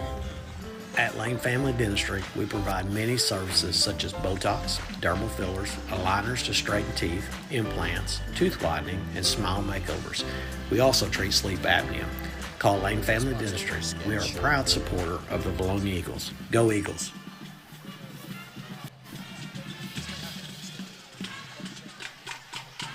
And we are live with a halftime show on the sideline with Steve, Connor, and special guest Coach Kevin Sullivan. Fellas, take it away. That's right. We're here with Coach Kevin Sullivan. Right now at halftime, your Eagles are up 20-6 in what has been a good game so far, Coach Sullivan. Man, I'm really proud of these guys. You know, I don't think many people had us pegged to compete, much less be in the lead right now. Really proud of our guys. They executed really well, played played really hard, effective and efficient offensively, and really got after it on defense, too. I would have to say that I'm probably one of those that went against Vilonia this week, thinking that we would just be outmanned tonight, but it's really not been that. Vilonia has came and played tonight here in the first half. They've done a great job. You know, I get a chance to visit with these coaches, these high school coaches daily, and you know, they work really hard. They put the time in. Our kids are always prepared. You know, then it's just about execution, which they've done really well tonight. Yeah. And Coach Sullivan, we talked before coming live here. This is your 11th year here, and you're now the head coach of the Vilonia junior high team, correct? Yes, sir. Yes, sir. It's my 3rd year, I believe, as the head coach. You know, I came in as an assistant under Coach Stevens, actually, in 2012-13 school year. I was actually an offensive coordinator for Coach Stout in 15 at the high school, and then back down with the junior high. Actually, when last year's seniors were 9th graders, and then the head coach for the 3rd year. But it's been a lot of fun. You get to put your stamp on the program as best you can, and try to get these kids to where they want to continue to play football for the high school. Yeah, and how are y'all doing so far this year? We're 1-2 on our 9th grade group. Got our first win last night against Pottsville. Kids have gotten better every week. You know, from what I understand, they struggled to win games at a young age. Won a couple games last year, won another game last night. Kids were working hard, really have bought into what we were trying to preach. Just about getting after it, enjoying the time they have together, playing hard for each other, and enjoying that time they got. And that's really what you want to see as a head coach, is just getting better game by game throughout the year, correct? Absolutely. You know, we try to harp on our kids, and it's not about winning and losing. You know, I don't want that to seem like a loser's mentality, because it's not. You know, because when it's all said and done, there's only going to be one conference champion. There's only going to be one state championship. And if that's all you're consumed by, then you're going to miss the boat. You're going to miss out on the process. And we don't want our kids to miss out on the process. The process is what it's about. So. Awesome. Talk about some of your players. Who's some of your key players who have really stepped up this year? You know, our quarterback kind of makes us go. Braden Betts has done a great job pulling the trigger. Jamari Lovelace has done a great job for us out on the edge. He's played corner, played receiver, does a lot of good things with the ball in his hand. Lincoln Harrison's moved in this year. He's new to our program. Brings a winning mentality to us. Just a great kid, works super hard. You know, our offensive line starts with Blake Noblet, our center, who's a nightmare to replace. And so there's just a bunch of good kids on this group. Not many of them, but great kids. Yeah, and you talk about Brandon, the Betts kid. Man, I've really watched some of the highlights of him. Man, he can really throw the ball and put it on the mark. Well, I tell you what, he makes the biggest mark with his legs. Now he's learning. He's getting a little bit more accurate every time. You know, the kid that when we got him in the 8th grade, we weren't really comfortable with any quarterback that we had, and we basically got him out there and tried to see who could throw it a little bit. And of course, when we saw he could throw it a little bit, then we realized how athletic he was, and so it's really added a dynamic to our game. You know, him being able to sprint out, throw it, and just make plays with his feet too.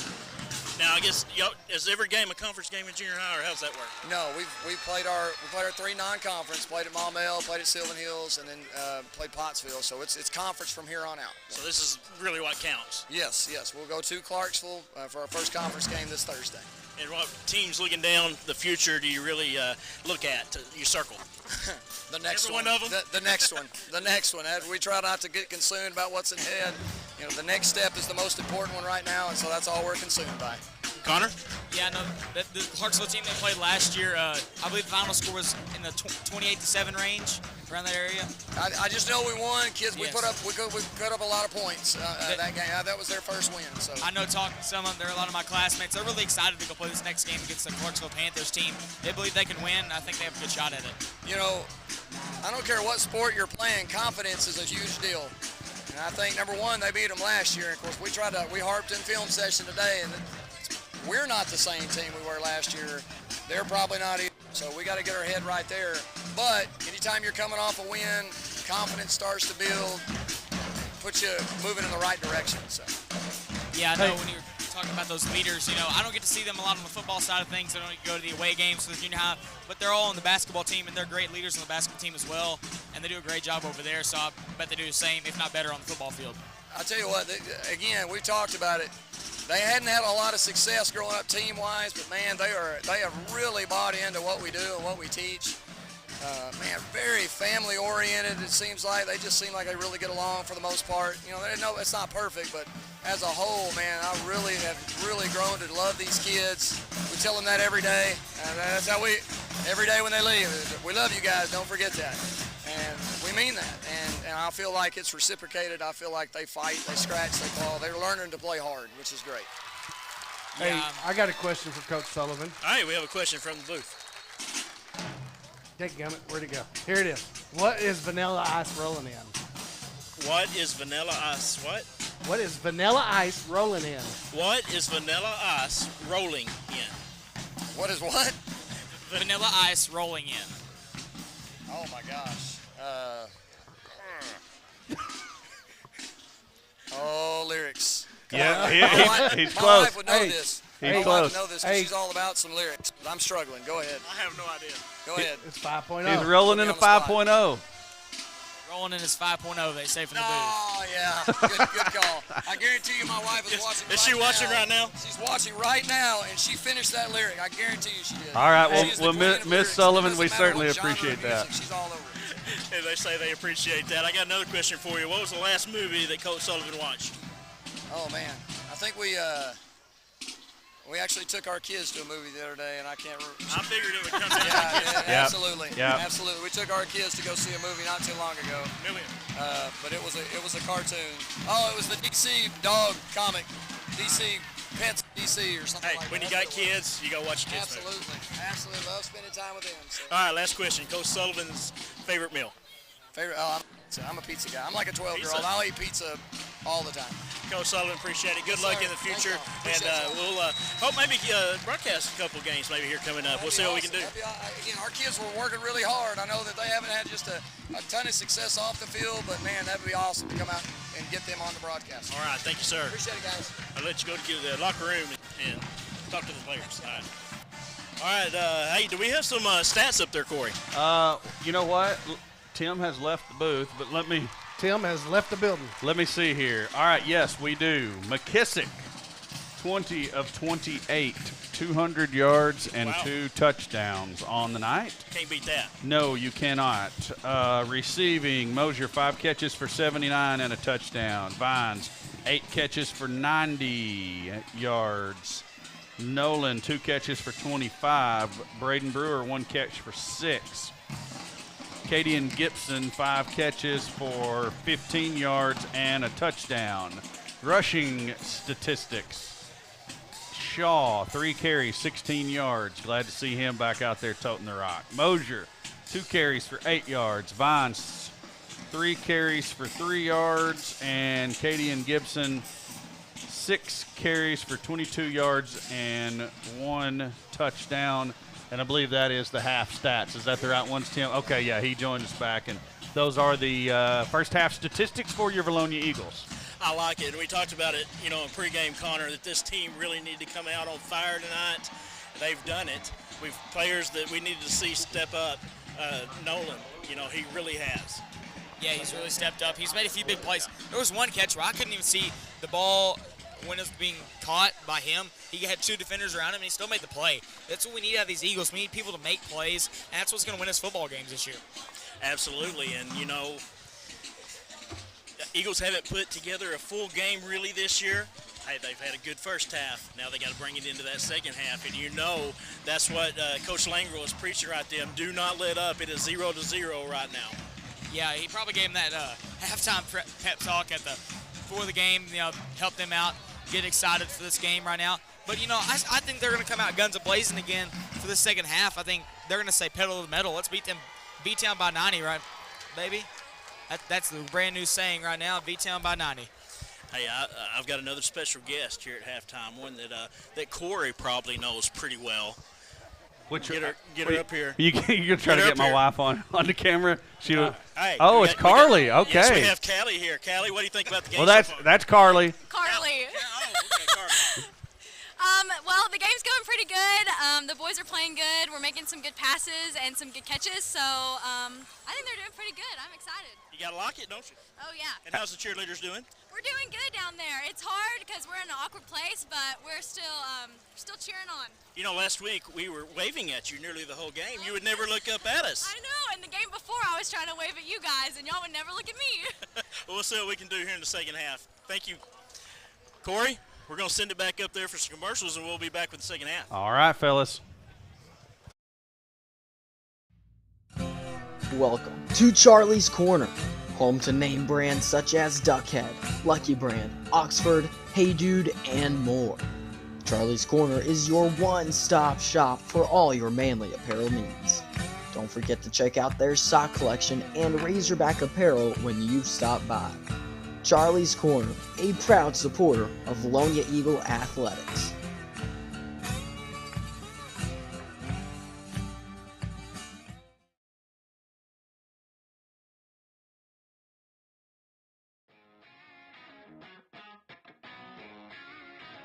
DNA Construction has been a proud supporter of the Vilonia Eagles as a locally owned and operated business since 2011. For any commercial, residential, and remodeling needs, be sure to call DNA Construction at 501-796-6316. And, as always, go Eagles!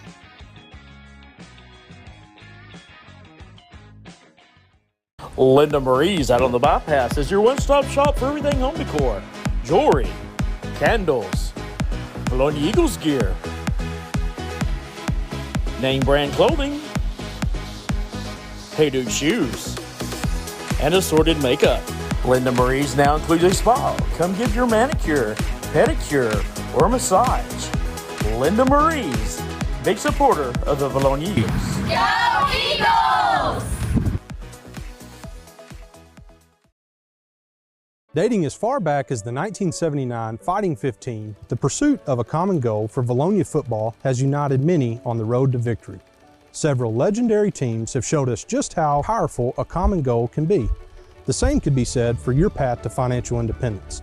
At Genwell Financial Advisors, our common goal is to help you plan for and build toward the future you deserve. Whether you're just starting out or the final seconds are ticking away toward retirement, we're here to help. Visit us at 700 Front Street in downtown Conway next to US Pizza, or give us a call at 501-205-7000. Go Eagles!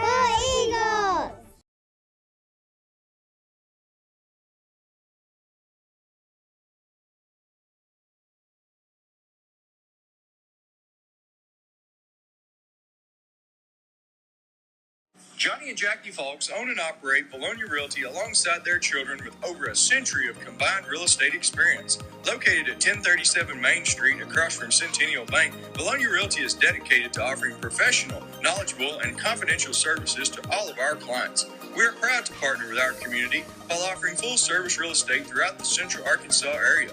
This includes homes, land, and commercial property.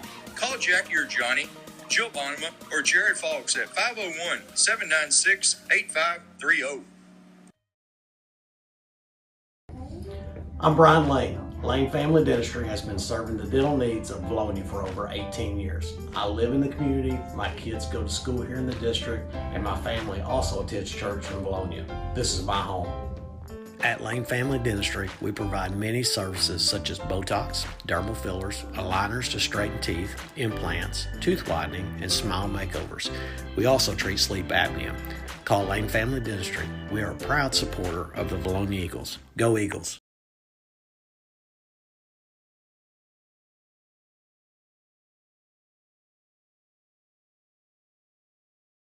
Hey Arkansas, we've done it again with our new two-story home. That's right, a two-story, factory-built home with up to 3,400 square feet.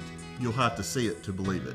If you can dream it, we'll build it with your family in mind. We bring you the newest innovations. That's why we're still Arkansas's #1 dealer.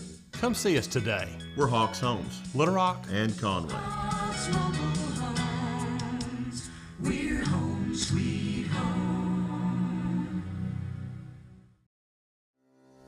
Are you looking for a pharmacy that does more than just hand out prescriptions in a paper bag? A pharmacist that knows you and your family members on a first-name basis? Well, Vilonia Family Pharmacy is a good neighbor pharmacy located in the heart of Vilonia, offering personal, thoughtful care to its customers. Visit or call today at 501-796-2204 to see why they are so locally loved and trusted.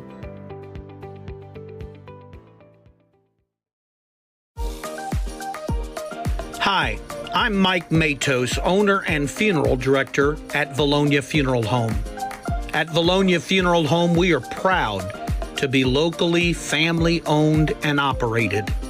We are more than your local funeral home. We're your neighbors and friends.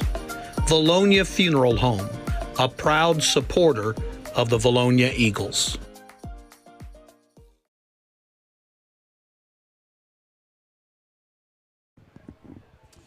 Back to the field here, or the press box anyways, the sauna, if you will. You know, I didn't even think about it. Sweat box. Those guys next door might have wanted out. You got them daggum chair blocked in over there. They ain't getting out. They're having to crawl out the window. Poor JR. They're going to get to come out when we say they come out. Yeah. I got them barricaded in there. We might want to check on them. Nah, they'll be I all have. right. I've opened the door. Oh, okay. Someone go over to their channel and see how they're doing. Don't So- leave us. Don't leave us. Here's the thing. What's The thing? Zebras get the ball back to start the half. They do? We need another one of those defensive stands. I firmly believe if we get a stop right here, we're going to win. We're going to win the football game, no doubt. If we don't, I mean, If we get a stop and score. okay, yeah. I just feel like a stop right off the bat just gets that momentum back, and Deflates them again. gets everybody hungry and gets them deflated. Which, you know, we should go back to our standard defense that we were playing for the bulk of the game until we went into the prevent mode. Right. So that should help, as we haven't seen a lot of accuracy out of the Pine Bluff quarterbacks thus far. Either one of them. Couple of deep balls that have hit the mark, but some errant passes as well. And not saying that we haven't thrown a few also. Right. You know, that's part of the game. But that was one of our keys that we talked about early on was if they have success with accuracy downfield, it might be a long night for the Eagles. Thus far, not the case. Yeah, and I think that we're doing right in the fact that they're going to beat us with their run game. They're, in my opinion, and what I've seen on film, they're too inconsistent with their pass game, deep pass game, to hurt us. Therefore, stop the run, keep the receivers from beating us over the top. That's your defensive game-winning formula right there with a 14-point lead. Yes, absolutely. And let's make sure we get another stop or two on a 2-point conversion attempt. Yes. A couple of quick announcements I needed to make. We did have a pregame meal sponsor for tonight's meal for the Your Vilonia Eagle football team, and that was James Firestone for City Council. Thank you, sir. Thank you for the water. We needed that. Yeah, that's we're about to pass out up in here. That's like best sponsorship of the Mr. night Jack right there. Martin brought us some water. He did. So yeah, we did have that as for pregame meal sponsor, and then we also have a fundraiser, I do believe, Steve-O. Guys, are you looking for some new Vilonia gear? Absolutely, I am. Gear. If you will go to the VEF Facebook page, you will click on a link there that will take you to the apparel sales, where you can scroll through and have some great apparel there for you to purchase, and that money goes to the football team. Goes to VEF, which goes to the football team. Yes. It's a profit-sharing deal, Look. if I understand everything correctly. Look at our man Steve with the nifty graphics That's right, over there. that's right. Good night, nurse. You know, you got T-shirts, you've got polos. Looks like you some have ladies apparel there. Ladies apparel. You got youth apparel. You got kid. Well, hot diggity dog. Go there, get them some Vilonia Eagle gear. Also, there's also accessories. You can go there, buy backpacks, hats. And this is for any sport. And our store stays open 24/7, 365. Am I wrong? So wait a minute. Yes. You're telling me that Anytime. this stuff is not sports specific. It just says Vilonia Eagles. It just says Vilonia Eagles. You see, that was the thing that I always felt like has been missing for so many years, and not to take anything away from any of our sports teams, because, you know, if baseball is selling, then baseball is going to get the profit. They're going to sell baseball gear. If softball's selling, it's going to be then it's football. You know, I had kids that played multiple sports. Yep. And not that you can't wear a baseball shirt to a football game, but I'd rather just wear something that says Vilonia Eagles, in my opinion. and that don't amount to much. Just me. So It's your preference. That's why you like pink with purple polka dots, and I'm a blue guy or a red guy. yeah, I mean, I am what I am. But, yeah, so if you need some Eagle gear, go to the Vilonia Eagle Football Foundation Facebook page, and you can find what you need there. And we have kickoff. Two Pine Bluff Zebras run over each other. Oh. Missed tackle. Yep. There we go. I'm waiting because those two guys have ran over each other every single time. And I'm waiting for them to have the bad miscue. Just keep doing it. Pine Bluff will. Did you see that? What? The white cap threw the ball over to the side judge over here, and it bounced off the turf and took his hat. Oh. No, but I do realize I did figure out that I do know the back judge though. Do you? Yep. I might have called a basketball game with him. He's deep. It's Holcomb with the keep around the left end. And hey, he's that's a good tackle. Down. Still a 5-yard pickup. Is that Wells? I think so. That's Wells' side. That'd be where you would see him. About a 4-yard gain, six yards to go on second down. Or that's Nolan over there as well. Well, I'm pretty sure it was Wells because I saw the little white legging pop up off the tackle. Quick pass out to Dindy. Dindy's tackled, but not. It's going to be close to it the is first down. Before, or yeah. No, they're going to show him a yard short. Again, he is getting beat up by that ball tonight. He can't win for losing. No, he just took it to the side of the head. I was going to bring up 3rd and 1. I have no idea what the down marker actually says, though, because it's still showing a 4 on our side.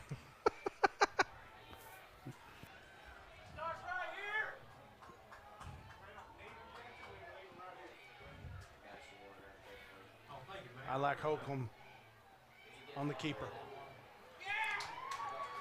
There we go. Great job by the Eagle defense with a big pursuit.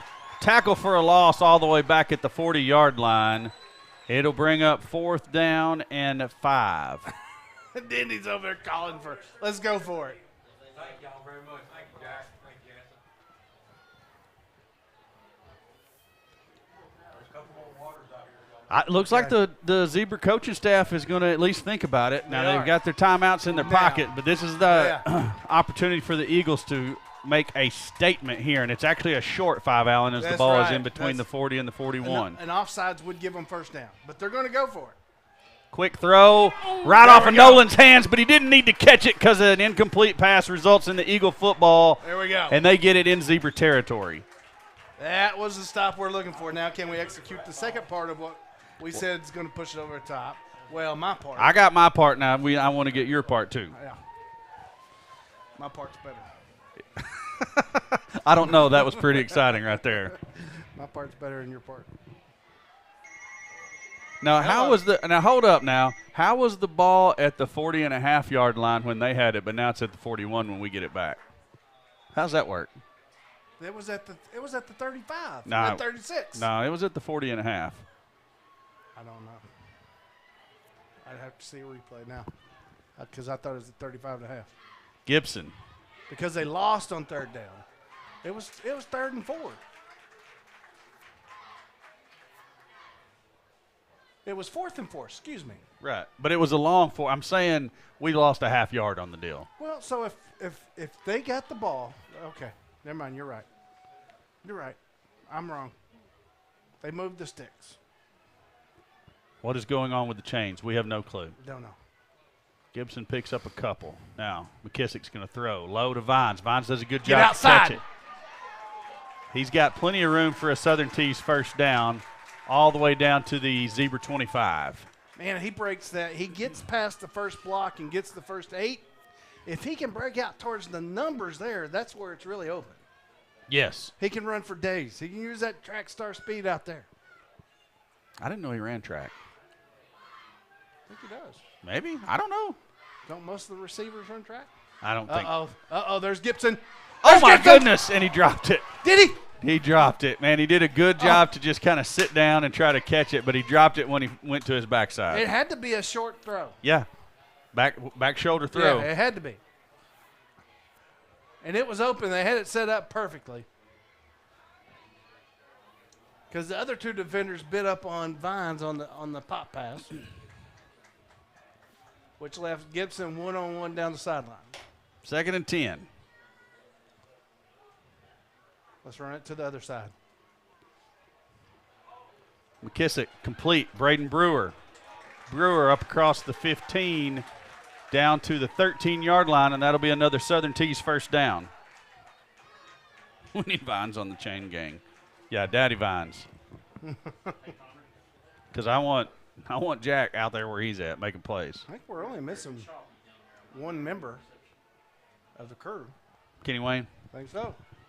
Oh, the rest of the crew's here. Vines on the carry. He got stacked up in that middle. He did, but he got pushed forward, so he's going to pick up a few. Like 3. I think it's about 3. It'll bring up 2nd and 7.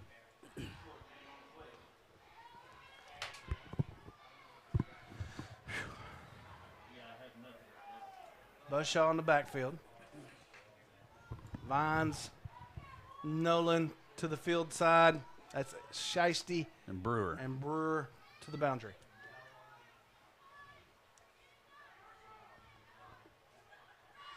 Plenty of time on the play clock. Just now sitting at 10. Now we might want to get in a hurry. Hey, 5 seconds. We do have one-on-one up there with Vines. That's the play I like. Kissick over the middle. Off. I don't think it was to Shasta E, but it went off of his helmet. I think it was to Nolan, who got tripped up somehow or another. I'm going to look at a replay here on my screen as we're looking at 3rd down and 7. I'm going to step over this board. Watch Nolan coming across. Out of slot. Yep. I think he was open for just a second. Well, this is a lot further behind than normal, so we may. Holy cow. So a couple of Zebra defenders switching sides again. Still have that one-on-one. Seen that a couple times. Yeah. On the edges. Gibson. Oh, and there was one of those tall defenders. Nolan just ran into one of the defenders. It wasn't illegal contact. One of those tall defenders got in McKissick's way. The play was set up good, and Brewer was open, but McKissick had to throw it higher than he wanted to. It's 4th down. I want the 3 points at this point because, 2 touchdowns and just a 2-point conversion puts you above us. Correct. So take the 3 points. So this will be a 27-yarder for Isaac Newman. Good snap, good hold, kicks high enough, and it is good. Eagles lead it by a score of 23-6. We're going to kick it down to Connor when he gets an opportunity to set up and do a sideline report here. Connor, are you ready? Yes, Connor's ready for a Lawrence Family Hardware sideline. Actually, Connor is not ready because the camera is no bueno, sir. Well, we can still talk to him. We can talk to you. Go ahead and talk to us. Stay on Ben's camera. What I think you need to do, Connor, is bring your camera down more in front of us here and let it get a good connection, and then we should be okay. Do you got your mic on? What do you think about it? I have my mic on here. Yeah, so tell me what you thought about the offensive drive. Well, we had a little slow, methodical 4-minute drive there. Got down the field, and, we could make a play on the goal line there. But it was a great job to get down the field there. And I think we just take our 3 points, play good defense possession here and get another touchdown next possession. Yeah, I mean, Alan was talking about how we needed to go ahead and get the 3 because if Pine Bluff scores and we know they're going to go for 2, we're kind of missing that one PAT that we, didn't go through. So the 3 was the right call. I'm glad the field goal was good. Everything should be good in Eagle Land. We got the stop and we got the score, just not quite as big a score as what we thought we were going to get. Yep, we just got to put points on the board. Yeah, Brewer kicks it away. Uh-oh. That's still on the ground all the way back at the 5. The return man goes back to the 2 and tackled at the 4. But the flag should take them back to inside the 2-yard line. It'd be half the distance. Right. But is that from the spot or from I think the? so. Connor, bring your camera down here to like right in front of us, right in front of us, and power it down, like not the camera but the transmitter. Power the transmitter all the way down and back up, right here in front of where we're sitting in this booth. But yeah, so I don't know if the penalty is. It doesn't matter. It's going to be half the distance to the goal. Mm-hmm. I'd like to see a little blitz here. Ball's placed at the 2-yard line. Absolutely. Play. Let's not go crazy with it, but No, I'd like to. Maybe our defensive ends here. I'm going to slant them out, and I'm going to put pressure with a couple of my middle backers up the middle, but protect that edge. They like to run to the edge with Holcomb. quick throw. Or they just pass it out. Yep. And I felt like that's probably what they were going to do. Plenty of yardage for a first down. Zebras are out of the shadows of their goal post. Ball's at the 22 now. Running back. Good pursuit there by Skylar Cole. That's Hal back in the ball game. Seems like they're just pretty much just splitting time. Yeah, Bo Stewart actually in on that tackle as well. And Jordan Roberts.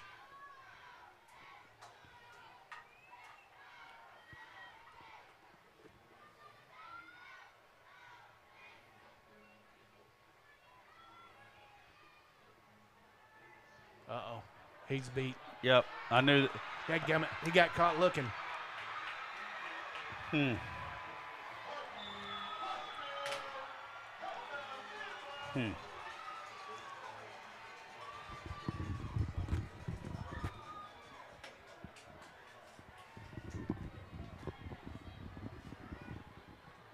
Long touchdown for the Zebras makes the score 23-12. And that's a quick answer. So, fight still left in the Zebra campaign over there. Why does McKissick's jersey have a 10 on the front and an 18 on the back? I feel like we answered this question once already. The front's just tucked up underneath his shoulder pads a little bit. It's not an intentional thing. It's just those jerseys are so tight, it gets accidentally tucked up underneath the front of those pads. Fade. Good play. That's much better defense there. Yeah. Knocks it down. Panthers. God, why do I keep wanting to call them the Panthers? Because it's like they're the same color as Benton, and Benton is the Panthers, I think. At least you didn't do it in stadium. Yeah, like I've done that before also, to be fair. Yeah, 23-12, Eagles lead it over the Zebras of Pine Bluff. Go to commercials before I say something else stupid, Steve. Hey Arkansas, we've done it again with our new 2-story home. That's right, a 2-story factory-built home with up to 3,400 square feet. You'll have to see it to believe it. If you can dream it, we'll build it with your family in mind. We bring you the newest innovations. That's why we're still Arkansas's #1 dealer. Come see us today. We're Hawks Homes, Little Rock, and Conway. Hawks Mobile Homes. We're home, sweet home.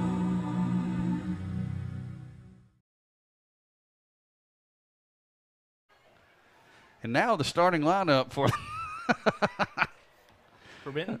Yeah, for the Benton Panthers. Oh no, we're at Zebras Stadium. Yeah, that's all right. Who amongst us? So, quick score by the Zebras gives the ball back to McKissick and the Eagles. And hey, if we're going to get into a track meet, got to just keep putting points on the board. We got to keep running.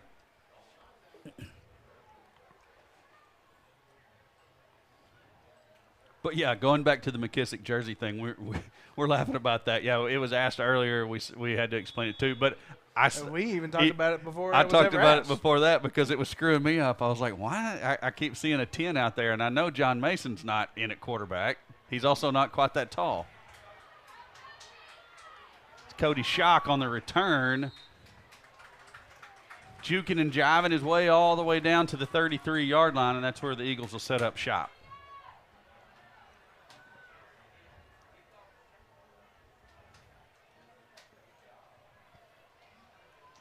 We got a daggum class reunion going on here in the. I tell you. Yeah, in the chat. I love it.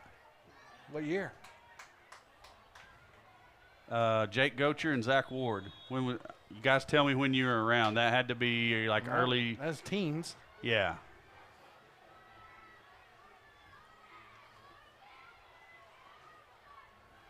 McKissick looking deep. Oh, that's pet. Thank you. I mean, to be honest, it's not the worst play by the defender. There goes the check. They just moved. That's the problem. I mean, the down guy should not even be walking around. No, he's like, what are we doing? But going back to what I was saying, it's not the worst play by the Zebra defender because if he doesn't do that, it could be a touchdown. Craig Garrett's here from the class of '98. I did see that earlier. Did you?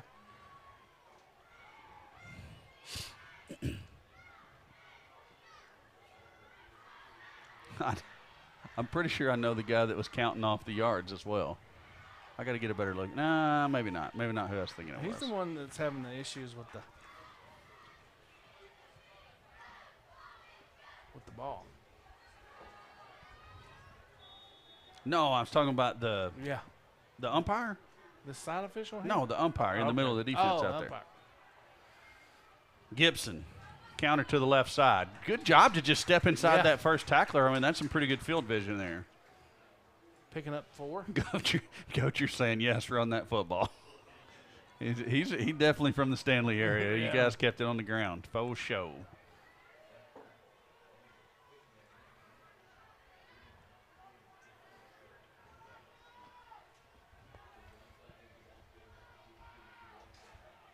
It's Nolan in motion. Uh-oh, Bushaw. McKissick evading tacklers. McKissick. He stepped out at the 49. That's a loss on the play. I couldn't see what was going on downfield. He had 3 defenders that stepped up that was fixing to smoke him. McKissick did? Yeah. Oh, I saw that. I'm talking about I couldn't see what was going on with the receivers back here in the back. He had Bushaw slipping out on the backside that he probably never seen because it was to his backside of him. 3rd and 7. Kissick flushed again. He's going to have to run it again, and another loss of yardage, and the Eagles going the wrong direction. So is it? We're going to 4 down territory? It looked, McKissick's been doing the kicking, so. Yeah. All right. Zach Ward was an 03 guy. Jake Gocher was an 05 guy. Oh, really? Yeah.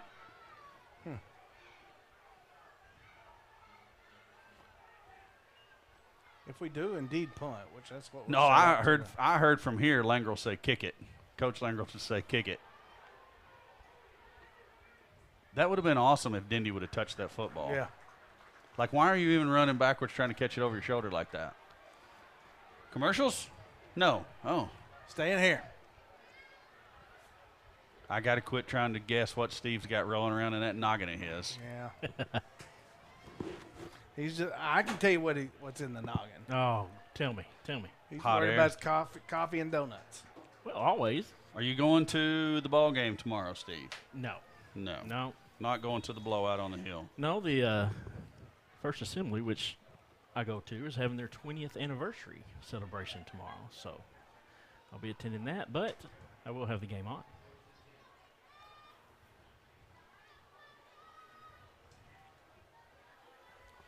(40-7). Greenbrier finally gets on the board at Van Buren. That's what I'm talking about. That's big 34 Jacob Bullock in the backfield making the tackle for loss on, and that's not Dindy, that's Campbell. That 7 and that 1 is hard to distinguish between. Yes, it is. Loss of about 5. Should be 2nd and 15 now.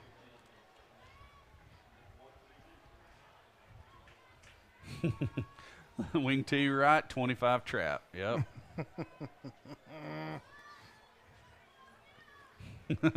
Said running that until they stopped you and then run the buck sweep. Yep.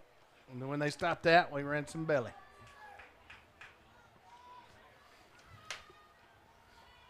Uh-oh.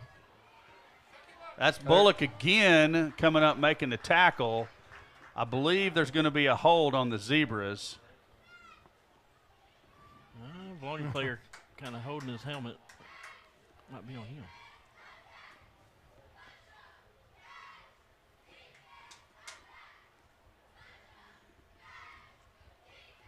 Where's the white cap go? Where'd he go? He's hidden amongst all those tall Zebra players. There he is. Looking over towards Pine Bluff like, what are we doing here? Holding on the Zebras. Okay. Good. Yeah. So it's just a half the distance since it was at the 10. Okay. 2nd and 24 now.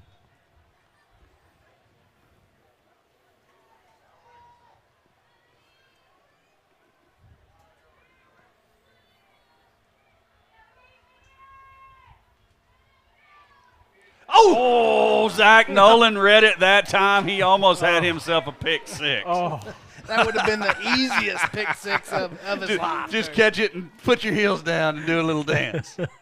Oh, my goodness. That was a great read by Zach Nolan. Oh, Dad almost swallowed his toothpick over here. I know he sucked all the air out of here.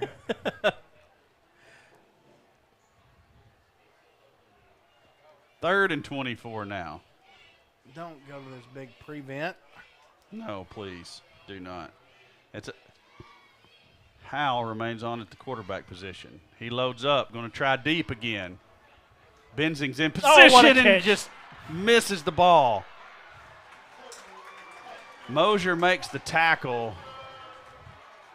Man, you did everything right, and you just missed the football with your. I mean, because he jumped and swatted, he just missed it. Yeah. Doggone it.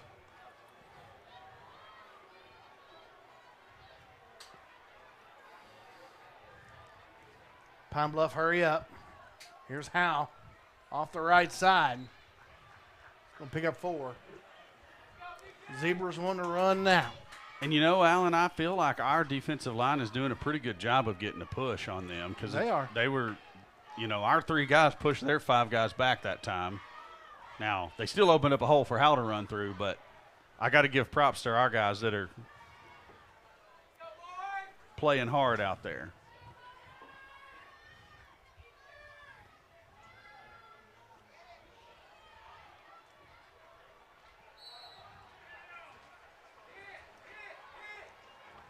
It's going to be another first down. Yep. We're letting them catch a little rhythm here.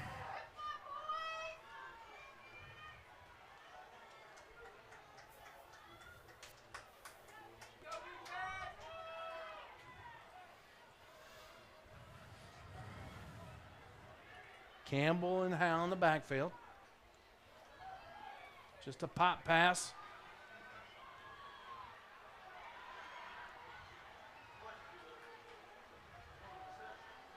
To Crutchfield. He's going to pick up a good 6-7 yards on first down. Again, they're just spreading us out. Just quick, easy passes, letting their athletes go make plays, make a guy miss, pick up 4, 5, 6, 7 yards through the air. 2nd and 4. Right here.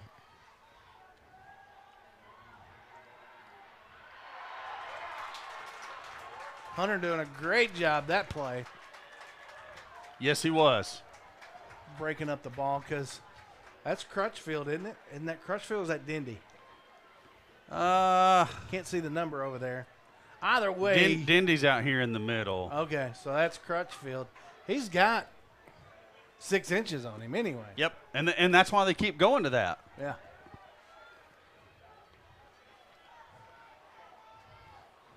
Third and 4. A negative play would be great right now. Skylar Cole showing blitz.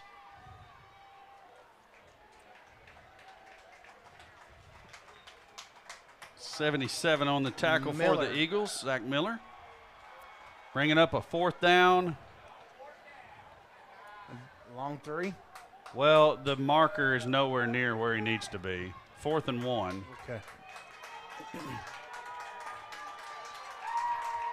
Zebras trying to decide exactly what their plan of attack is going to be. Play clock under 20. There you go.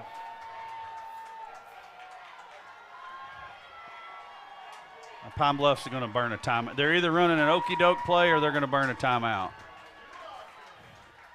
Well, there's nobody okey-doke in the backfield, and it has to be snapped. So the Zebras do take a timeout, and we're going to take a commercial break. Johnny and Jackie Falks own and operate Vilonia Realty alongside their children with over a century of combined real estate experience. Located at 1037 Main Street across from Centennial Bank, Vilonia Realty is dedicated to offering professional, knowledgeable, and confidential services to all of our clients. We are proud to partner with our community while offering full-service real estate throughout the Central Arkansas area. This includes homes, land, and commercial property. Call Jackie or Johnny, Jill Bonema, or Jared Falks at 501-796-8530.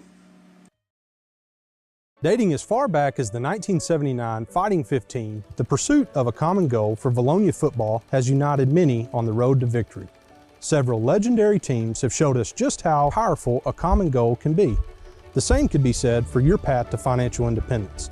At Genwell Financial Advisors, our common goal is to help you plan for and build toward the future you deserve. Whether you're just starting out or the final seconds are ticking away toward retirement, we're here to help.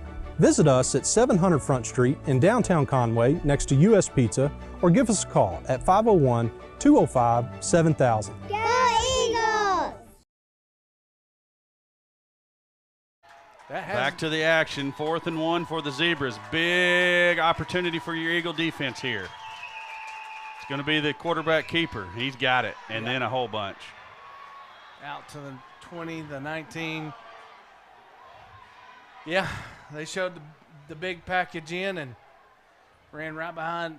Hal ran right behind that big old line.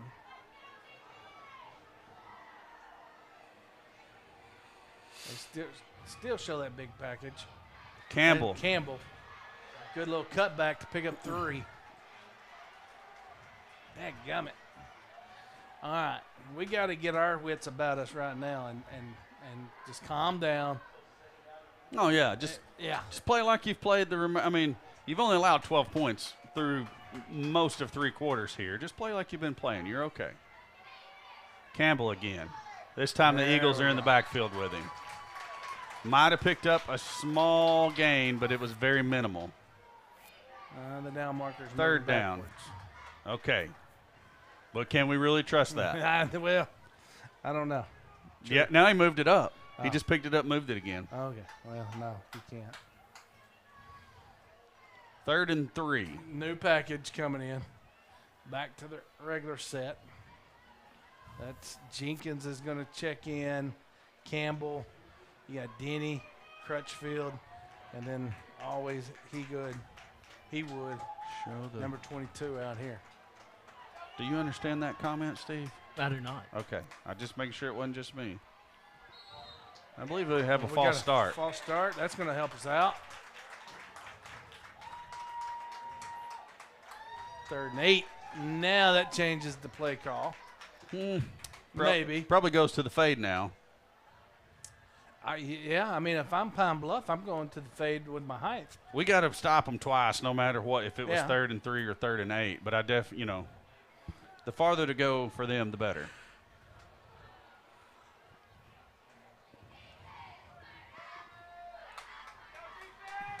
Man, is anybody else hearing that? Oh, yes. Okay.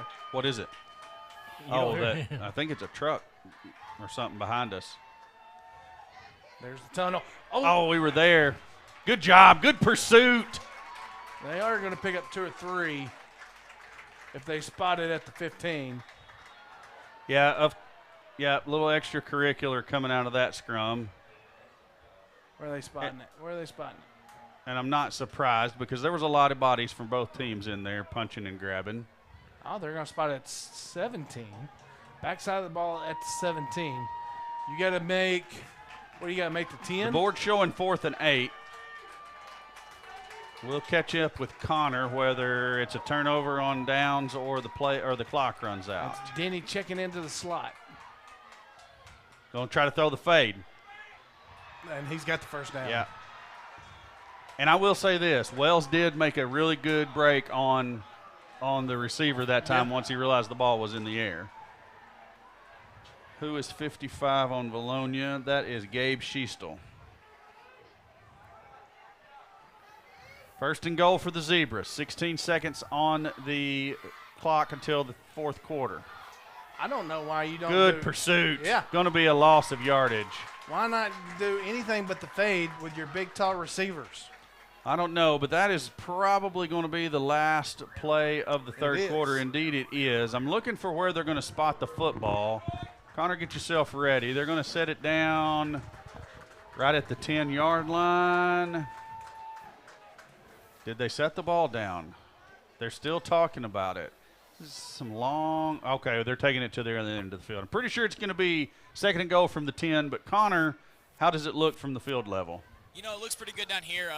What I'm expecting here on this fourth down here, it should be second down. Sorry, I was thinking last play. But I expect us as the Eagles, we're going to watch the fade as they end the quarter. They're probably going to call a fade here, as Alan's been saying. So I'd say we stick somebody in the corners, and we can just cut off that fade and not let them get a touchdown. Agreed. You know, if you're the Zebras, though, and you have the height advantage that they have with their receivers versus our defensive backs, why would you not keep running the fade? I would, Corey, if I was coach. I mean, but, you know, my opinion doesn't matter. But we don't get paid, so. You are exactly right about that. We get paid with lots of good eats. That's right. Hey, Connor, I got a question for you. Let's hear it. Could you please find that vehicle and tell them to stop it?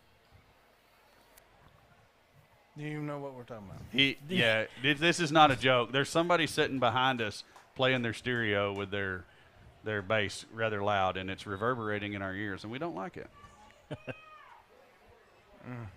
He's gone. Connor, yeah, I think your mic died or disconnected. Is he showing connected down there? I don't know. Yeah, he's green. Oh, green? No, Okay. no, he's not green now. Yeah, maybe the battery's died. Okay, well, we'll catch back up with Connor in a little bit. Then again, maybe he goes and confronts Mr. Bass. I don't know. I wish someone would. Yeah, it's certainly loud in our ears, and we can't turn nothing down to get rid of it. Second and goal from the 10 for the Zebras.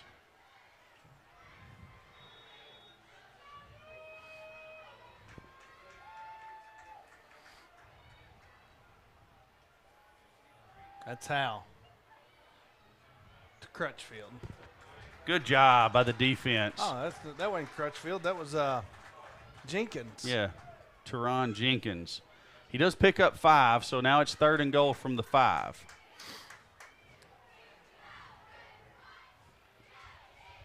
We've pretty much handled the run game, and we've not stopped their big receivers. If I'm Pine Bluff, that's where I'm going.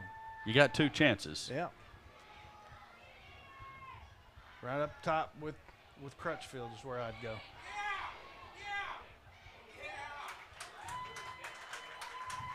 He got rid of that one. So 4th and 5. He also took a pretty decent lick. He ended up several yards out of bounds over there. And he's getting warned for putting his hand up into the face mask of our defender. Yep.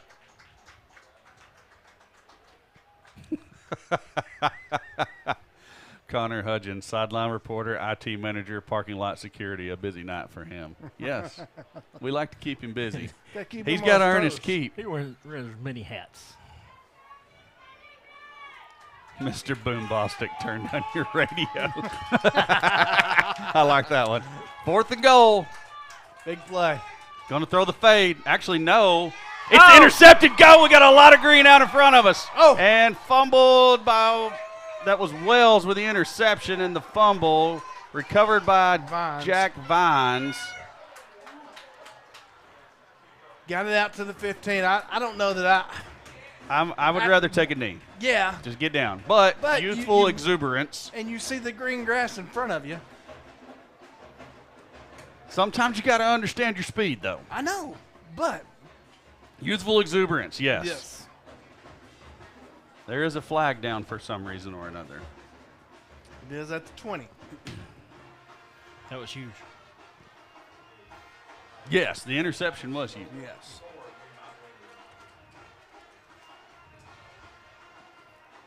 Because without it, we're starting at the 5. Just an incomplete pass. We're pinned back. Okay, so there's some kind of unsportsmanlike conduct on Pine Bluff. Okay. There's actually 2 penalties because he gave 2 signals to Coach Langrel. Well, they're going to spot the ball at the 14. Maybe he was saying there was offsetting penalties.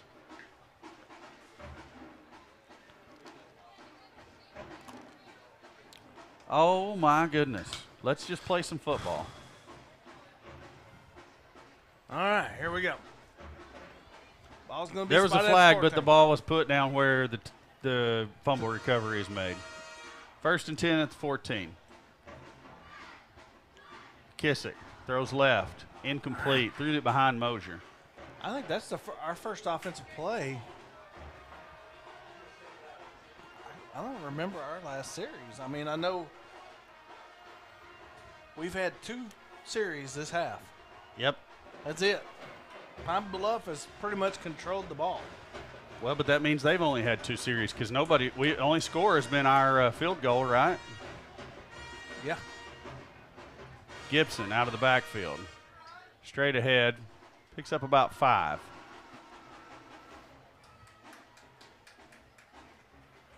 We'll bring up 3rd down.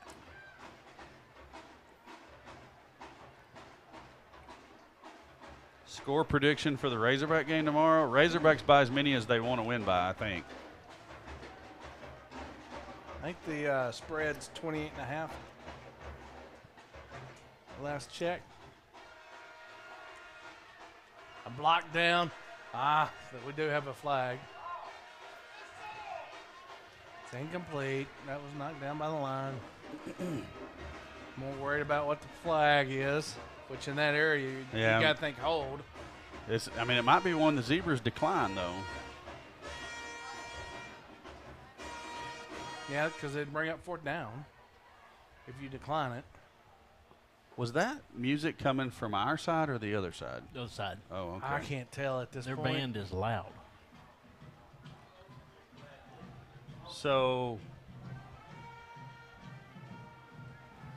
we had the ball a grand total, maybe 45 seconds. I guess it was a holding on us. The Zebras They declined. Yeah, it's 4th down and 6 now.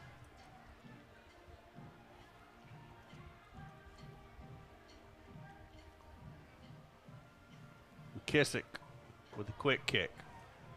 Nice Great roll. roll. Needed a roll like that.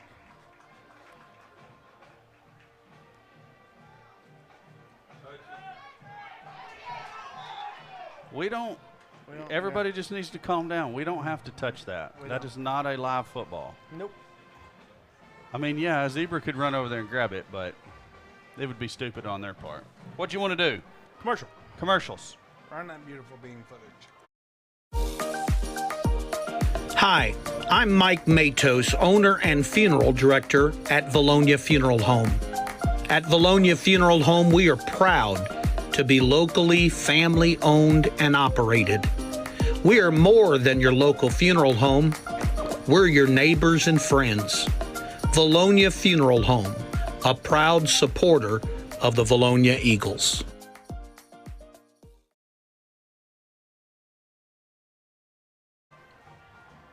We are back. Are we back? We are back. The Zebras kicked their own football. I think you should just make them take the loss of yardage on their kick. Oh! Should be incomplete, but are they saying fumble? Well, I would have thought that the signal would have come from the white hat.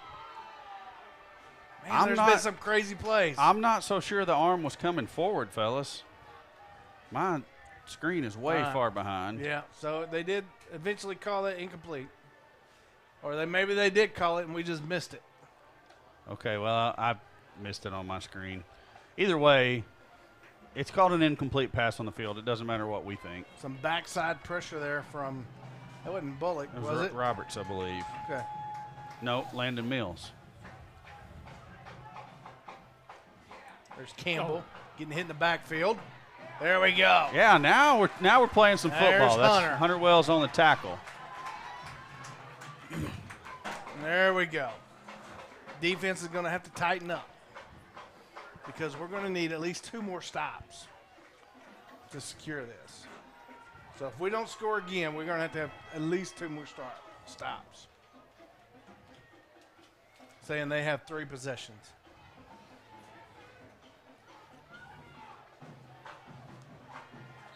Ball was thrown behind the intended receiver. I think the Zebras were wanting a flag. It looked like the Eagles maybe got a little bit of an early start, but apparently they were not across the 4th down and 11. Zebras going to do.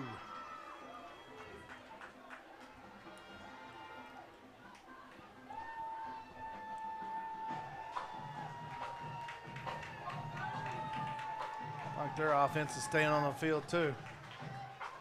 I see a dig. 9.5 minutes. I mean, they may be in desperation mode, Alan, at this point that they're going to have to score twice to catch us. Yeah. They must think that they don't have 3 possessions left. That's bad for us. And that pass, even if it's complete, it's going to be Vilonia football. Yeah. So there's 1 stop we need. Let's just go put the ball in the end zone. How about that? Well, if we do that, it don't matter. We can let them score. Not that we want. I don't want to let them score. Let's just go put it in the end zone. But you're right. We punch it in right here. We go. Let's punch it in and not let them score. How about that? Like it. I guess we are starting from the. Yeah, I guess they called it incomplete. They did. I don't feel like that's where the ball was on the previous pass, though. We thought that on another down. That's Buzzshaw. But then again, who's to say the chains weren't just wandering around again? Yeah, and we had to guess. Showing 4th down right now. No, we've done decided that there's only 1 first down thing. The other sticker for the first down's missing. There's a lot of craziness going on down there, Steve. Guess who's in the chat? Who's in the chat? I don't know. It's your man, Rocha. Oh. It's hot up here, Rocha. Remember his nickname? What do we call him? No. The Beast. The Beast. Yeah. Buzzshaw trying to kind of pick his way. There's a zebra in there with no helmet. He got to go. Yep. It's 37. And he lost it early, too. He was in there with no helmet banging around. Is that a penalty? No. That's Devin Johnson. No. He's a middle backer. I think that's a illegal participation. What do you mean? If he takes it off, but not if he gets knocked off. No, if he gets knocked off, you're supposed to stop participating. Oh, he was fully participating.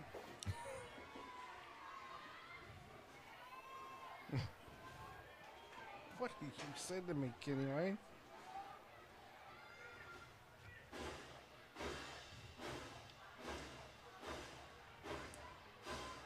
Kissick. He's look at Vines deep. Oh, nice grab by Vines. That's enough for a Southern Tees first down. At the 15. We needed that to keep the chains moving.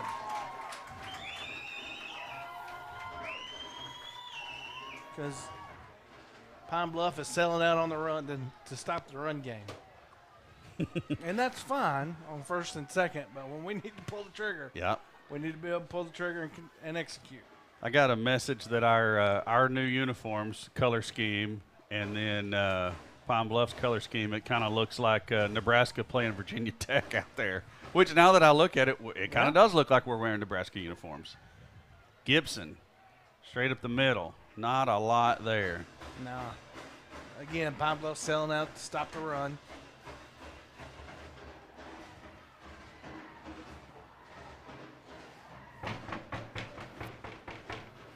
She can't hear us.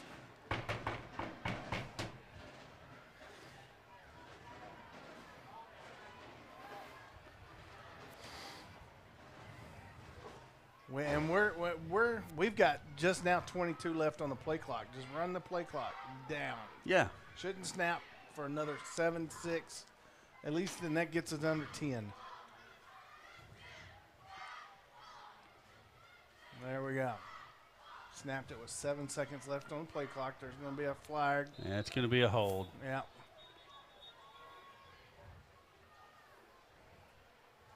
That was Shaw trying the right side. Zebra down.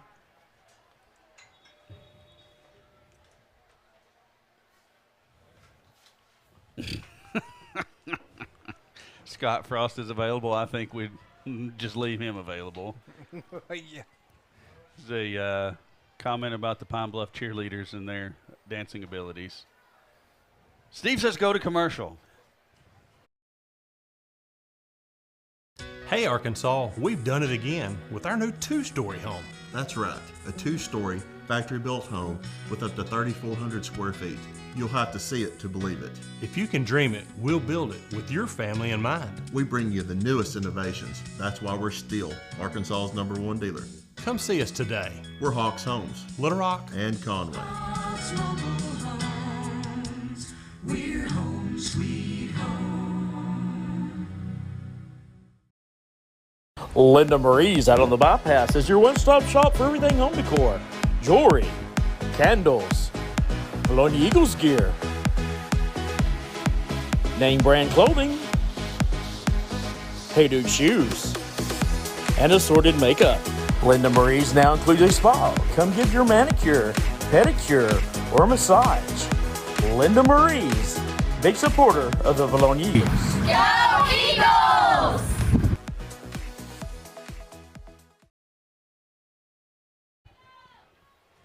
Injured Zebra up and off the field now. Oh, we're back. We are back. Give me a little hydration.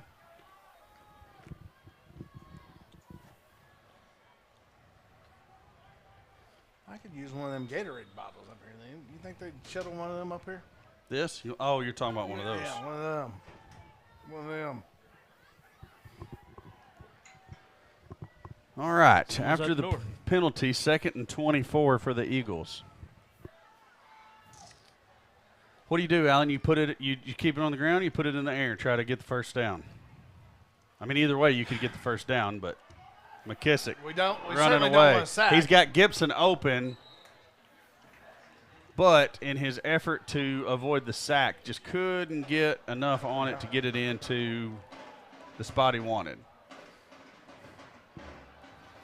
Go get the first down. Go win a ball game. Yes, agreed.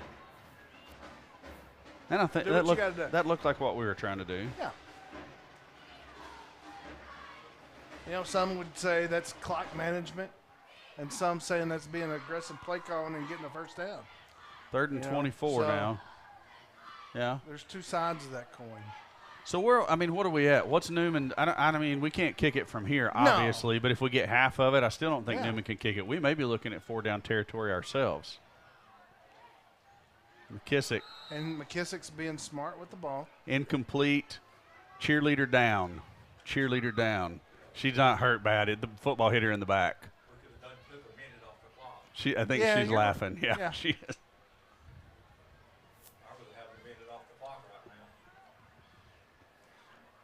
So now You're up 11, though. 2 scores is –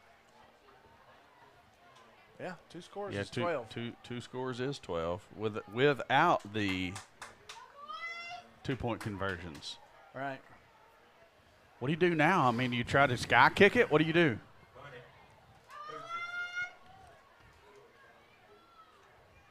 Put it in the end zone. We're going to run a play. Kissick. Loads up, throws over the middle. He's got Vines. Touchdown, B-Town! What'd I tell you? Put it in the end zone. Wow. McKissick just Threaded the needle. stepping up. Vine's wide open right over that Yeah. crossing, that deep crossing route. And that should be the nail. I mean, is that the nail in the coffin or no? That's it. It should be it. Unless Pine Bluff just scores on some crazy fast bombs, but I mean. And get 2 onside kicks. Yeah.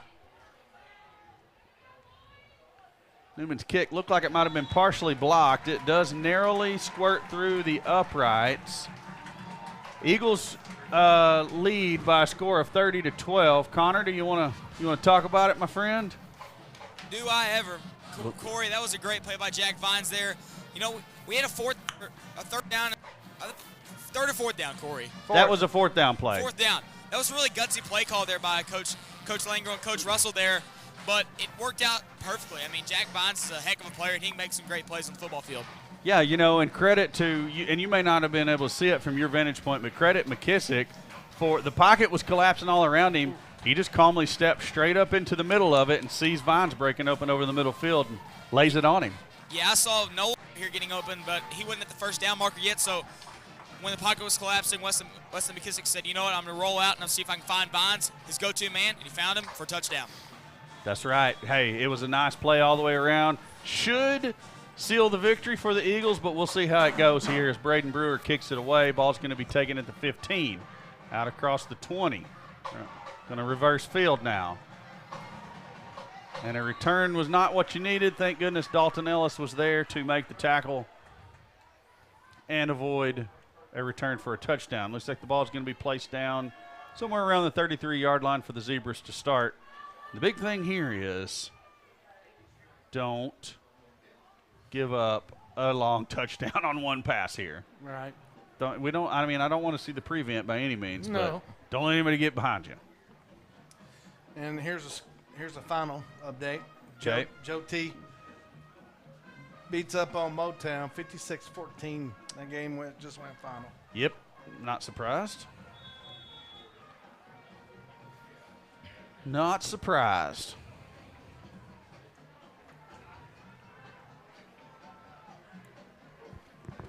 You know, if this is what it takes each week, Steve and I will certainly take yes a loss. Well, I do believe I caught you in the pick'em standings.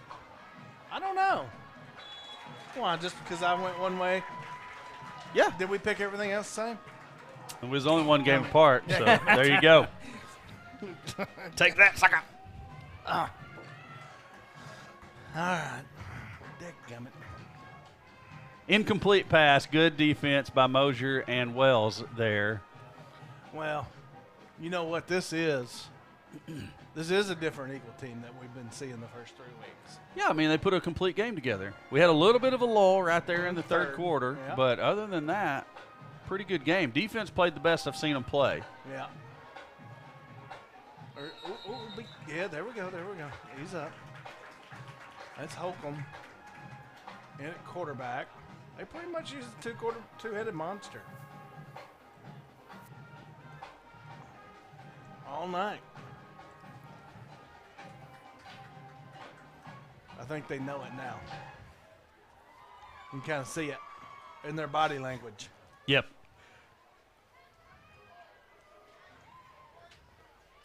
You'd think they'd be moving faster, needing 3 scores here. Well, the clock has stopped. Well, yeah, but they haven't moved extremely fast all night. they've tried to after a couple of big plays. Yeah, I agree with that. That was a dart thrown over the middle. That may have bounced been a off one receiver's hands and caught by the second one. Wow. This opposite side judge calls that complete. He was a long ways from that pass. He was back at the 35 on the sideline. I'm wondering what the back judge is doing back there. He was 20 yards away downfield and across the field. Guess what question we got again? What? Why does McKissick's jersey say 10 on the front and 18 on the back? Hey, can you make a bet? Listen, she did say she knows I already explained it, but she missed it, so she wants the explanation. We should. Can you make a graphic? I will make a graphic. Make a graphic for next week explaining this. The front of McKissick's jersey, because those jerseys are so tight, it rolls up underneath the front of his shoulder pad, so it hides the line separating the top and the bottom of the 8, and it looks like a 0. So that's why it looks like he has a 10 on the front and an 18 on the back. It's been the story of the game all night right there. I guess the red jersey don't do that like that. Because we ain't got the question yet. It's the first time we've wore white. No. Shut up. We only wore black and red, right? Because we only been home. No, we No, was we in went Hot Hot Springs. Springs. I forgot all about that game. Did we wear white down there? I thought Think so. so. Was it these White, new black. white jerseys, though? Thought so. That throw was to Hunter Wells. But he was like, I ain't letting nobody get behind me.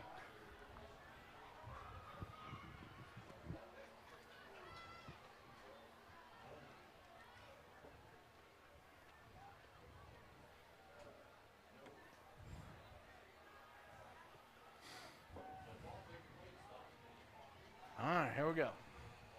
4th down and 9. Kind of hit for the Zebras. You are very welcome for the explanation. Oh, there we go. Hunter did jump that He route. did. He did. It's an incomplete pass, and the Eagles are going to get the ball back. Guys, this is a totally different looking team. It is. I This hope, defense is playing lights and out. I hope we continue to see Yes. this team week after week. This is the team we've been picking to win each and every week. And maybe, it's just maybe a little bit of confidence was all they needed, maybe. Yeah. And got to give a shout out to the coaches. I mean, they've rallied this team, and it shows.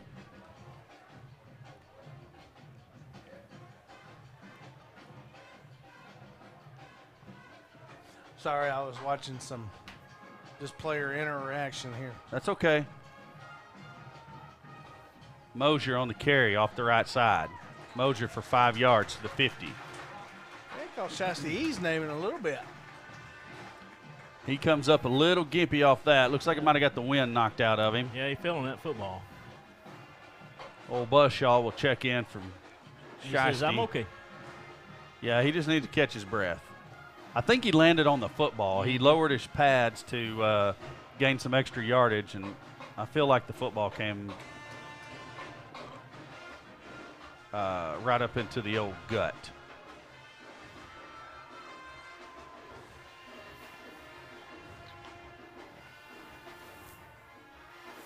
Vines motions into the backfield. He's going to get the call. Vines cuts it upfield. He's going to pick up 2.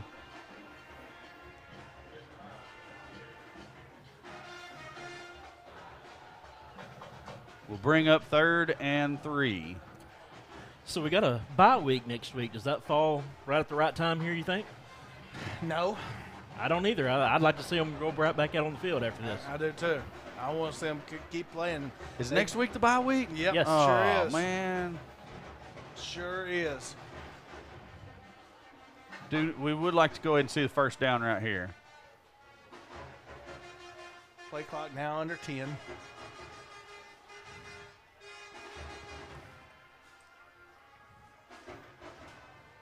Shiesty. He was reaching. He's going to pick up a yard, maybe just a little bit more. It is going to bring up 4th and short. I think you just punt this away and Punt it deep, yep. yeah, let the clock run down, punt it away, and it looks like they're actually going to bring Dalton Ellis on to kick this one and try to pin them deep.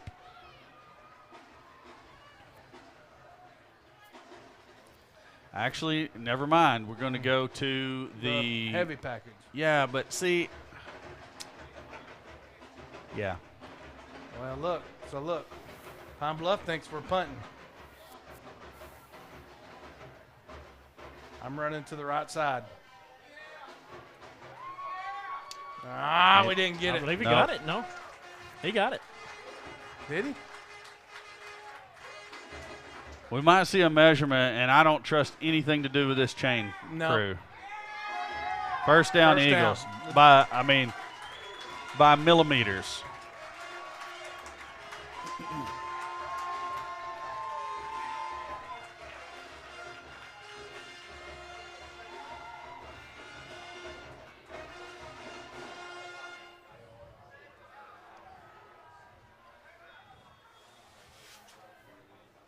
That was a Southern Tees first down, actually, Steve. I got you. My bad. I got you. Nope. Who called a timeout? The Zebras called a timeout. Well, let's take a timeout with a commercial. Let's do it.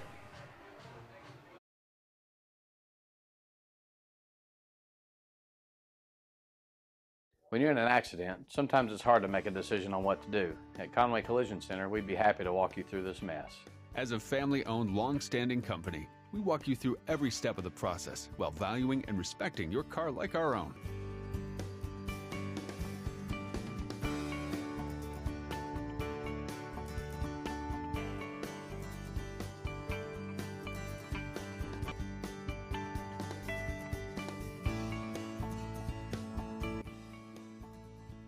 We'll treat your car like our own.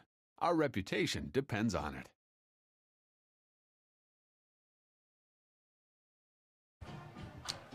Back to all the action here as it appears the Eagles are in the victory formation. It's my favorite formation of all, Alan. Oh, especially this year. It's a good one. I wonder if old Tyler ever found his keys.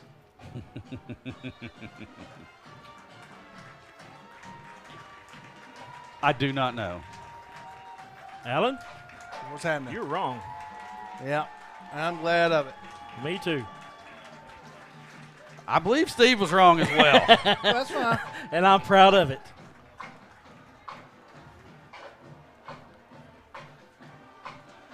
Would you believe that I've gotten another question about McKissick's jersey number being 10? Well, now we're just doing it for the fun of it. Yeah, I think so. Connor, he's giving up. He's coming on up. Yeah, he's done with it. Yeah, he said I'm coming up for the post-game show.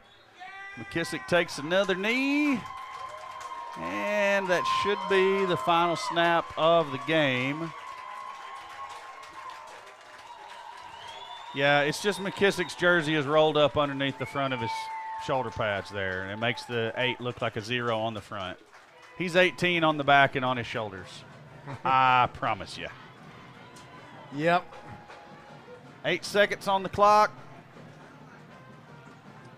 The Eagles are going to get their first victory of the season, Alan, and it couldn't have happened at a better time. We needed that one. Yeah, we did. But as we said, we're going into bye week. A lot of time to think about it, remember how this feels, and man, if I'm not wrong, I think our next game's Joe T. Is it? Is our next game Joe T? I don't know. I've got the schedule here. Let me look at it. Have you got it? It's the wrong button. Let's see here.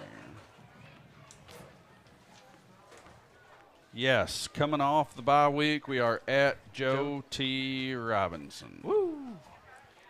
Nothing like getting right into it. And that will be at Joe T. Yes, at Joe T. That is correct. So Eagles victorious here. We obviously will not be with you next week. No. As we get a freebie. Everybody gets a week off. Not bad.